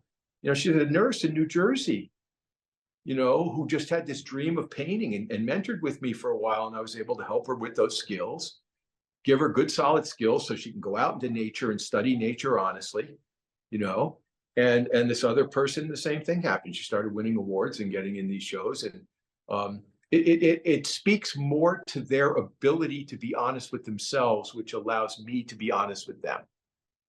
Right? I'm not patting myself on the back. What I'm saying is it's that collaborative thing, because I really do think teaching is an art form. This is my 26th year, other than COVID, teaching, regular classes. I taught regular classes for years. I mean, I'm figure drawing, outdoor painting, studio painting, composition and design, memory training. And they were all courses that, I put together here that we're kind of missing in this area, right? We had ateliers here, good schools, but they were teaching cast drawing and, traditional atelier methodology and sight size and all that. And I was teaching comparative measurement, gesture drawing, learning to get to the essence of something quickly, design, things that, and because I worked as a designer for years, bringing those things together. So to bring this full circle, what I was getting at is when I say to somebody, don't ever rue all these other things you've done in your life, because I worked as a designer. Those days sitting in that damn cube, staring out the window at the cornfield, I was thinking, I hate this. But that's what allowed me to be able to put this composition class together. Right? See, there's blessings in everything. So instead of, ruining, oh my God, I wasted time doing this and doing that, unless you were like a mafia hit person or something. I mean, really, everything we do, there's a sum total possible, a positive add-on to help us develop artistically, I think. Yeah. Wow, Joe. I love our chats. This is the longest podcast now officially. Well, you can cut it up as much as you like. No. I I insist. It's got to be a 3.5 hour behemoth. It's just got to happen. It's cool, and I've learned a few things in this conversation as well, and we've pulled up some new names here. And again, for the video version, my students at Tisch Academy are going to have a chance to add a few new names to their files. But this has been fantastic. I'm just thinking though, is there anything else that we can talk about here to really round this conversation out? Because I'd love to know. Well, one thing I'll just mention, Please. a little plug.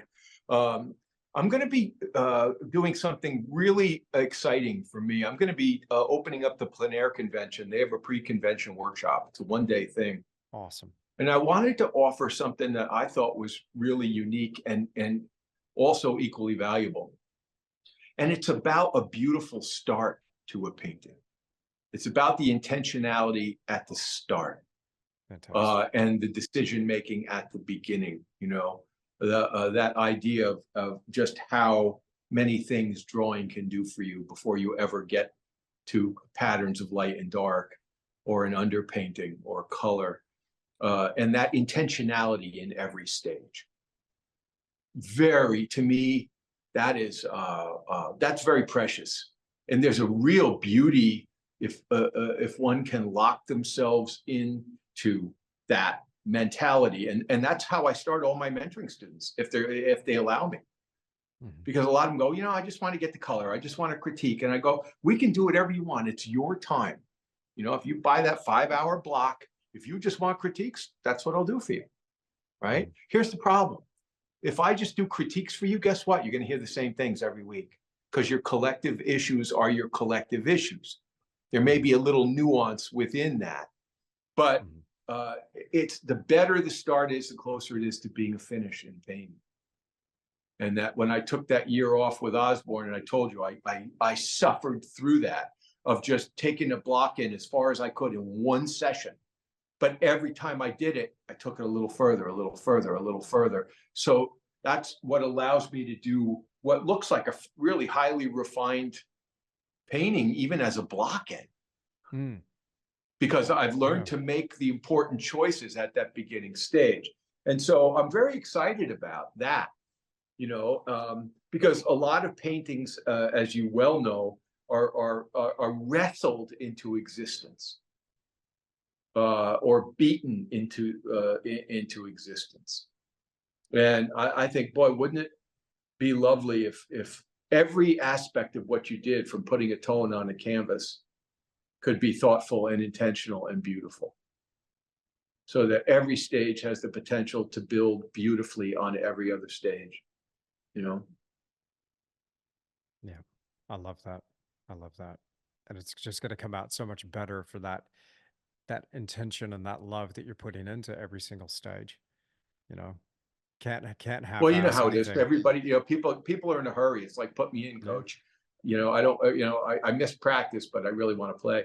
And with drawing, I tell my students to this day, indulge it. Indulge me right now until maybe you indulge yourself with it, because there's a really elegant stage. There's an elegant aspect that you are superseding or you're bulldozing over to get to color and value. And many artists, I've seen it happen plenty with people that studied with me and left. If they didn't actively go after those things, their work had a tendency many times to fall backwards after they left the class. Because when they were in the class, I was able to monitor those things for them. And even if it was quietly, I'd be like, hey, that shape can be better. That can be, what do you think about that? That those transitions are kind of brutal. Why don't you, calm it down a little bit, a little more elegance in that. And so, all we can do, I think, is raise a high bar. And I raise a really high bar. My job is not to make you feel comfortable. My job is to make you comfortable with beginning to be uncomfortable. And if you can do that, then you're going to be good to go. And you can learn for the rest of your life. That's the thing that, to me, that is so exciting about this. It doesn't ever have to stop. Unless you're one of those people that's just looking for the result. And we've talked about that before, the workshop junkie, the people that are gleaning mannerisms from this artist and that artist, and because they want to have a quick result. They want to get recognized right away. But if you can forego that and learn to, it sounds such a cliche, doesn't it? Enjoy the journey. Because the journey in the beginning of this isn't fun. But if you can't keep the joy of the curiosity there, you're screwed. You'll never be able to do this over a long haul. So, and the further you get out there, the more scrutiny you're under, right? The more, Rackstraw Downs talked about it. He said, no, it's dreadful being an artist. You're on a pedestal, you're off the pedestal, blah, blah, blah, blah, blah. It's just the longer you're out there, the more everybody has something to say. But that's where I love the Man in the Arena speech by Roosevelt here. He talked about everybody's a critic, but they're not in the arena. You're not the one out there doing it. And it takes a lot of courage for all you guys out there to do this, for all of us to do this, to do it honestly. Oh man, it takes extraordinary resilience and courage. And to manage sensitivity and in the midst of criticism and scrutiny, whew, I don't think it gets any more challenging than that, Yeah. So bravo to all of you that are making the effort, Stay curious, keep the joy. Beautiful. I love it. That's such a that's a good place to end it. But let me ask you this before we let you go. 2026, we going to get together and paint in Switzerland? What do you think? Yeah, if not, I may even be there before then. Yes, I think we definitely will. Okay. Let's just say that. Okay. Okay, cool. Yes. Cool. Corinne's going to be very excited. I know, she keeps sending me images. I'm like, stop it, stop I it, know, stop it. dude. I know. She sent me a few, and I was just like, "Oh, good night. I gotta go." I'm looking at a grubby street corner, and she sends me an image of the Zermatt with the clouds swirling around, and I'm like, stop it. What would you do? What would Joe Paquet do with the Matterhorn? I wonder. Oh, I would have a blast. I'll tell you one thing. I would do the best I can to honor that grandeur. I mean, it's kind of like painting a rose, right? What the hell do any of us have to bring to a rose? Other than love. Right. That's it. You're not going to make a rose any more beautiful than it is. But if you can prostrate yourself to the beauty that's there and go, wow, this is freaking awesome. If how do I paint that? The snow on that thing. How do I connect those beautiful shapes? And, to me, that's where the fun is. To not go and paint a Joe Paquet, but to go and honor that thing. Yes, absolutely. Yeah. Oh, very cool. Well, Joe, this has been awesome. The longest episode ever of the Creative Endeavor podcast. Yeah, sorry. Not at all. Not at all. It's been an absolute pleasure and a real privilege. Thanks so much. And thanks for being on this episode. Yeah, my pleasure, my friend. Always a joy to visit with you, truly. Well, thank you so much for tuning in to another episode of the Creative Endeavor podcast. Are you still here? You still with me? Did you enjoy this conversation? I sincerely hope you did. Now, if you want to find out more about my guest in this episode, Joe Paquet, then you can follow him on Instagram at Paquet Joe. That's Paquetjoe. And on his website at joepaquet.com. And in my opinion, Joe Paquet is one of the best plein air artists working today. And I just get so much out of talking to him. I really hope you enjoyed this. Now, if you did come away with something from this conversation, if you're inspired, if you're moved in some way, then do me a huge favor and leave me a rating or a review on whatever audio platform you're listening on. And if you haven't already, then please do me a huge favor and share this on your social media and let other people know where you're getting the inspiration while you sling that paint in the studio. Now, if you ever wanted to see the video version of this podcast, you know what to do. Click that link down below. Simply go to Tisch Academy, and there's a full video version of the podcast in the podcast library. Check out the video of this podcast and some of my other podcasts in that library. And there's so much more when you can actually see us talking in the studio, and we're also cutting in there some of those cool visuals as well. Now I'm going to get out of here and get back to painting. Thanks so much for hanging out with me and Joe here in the studio today.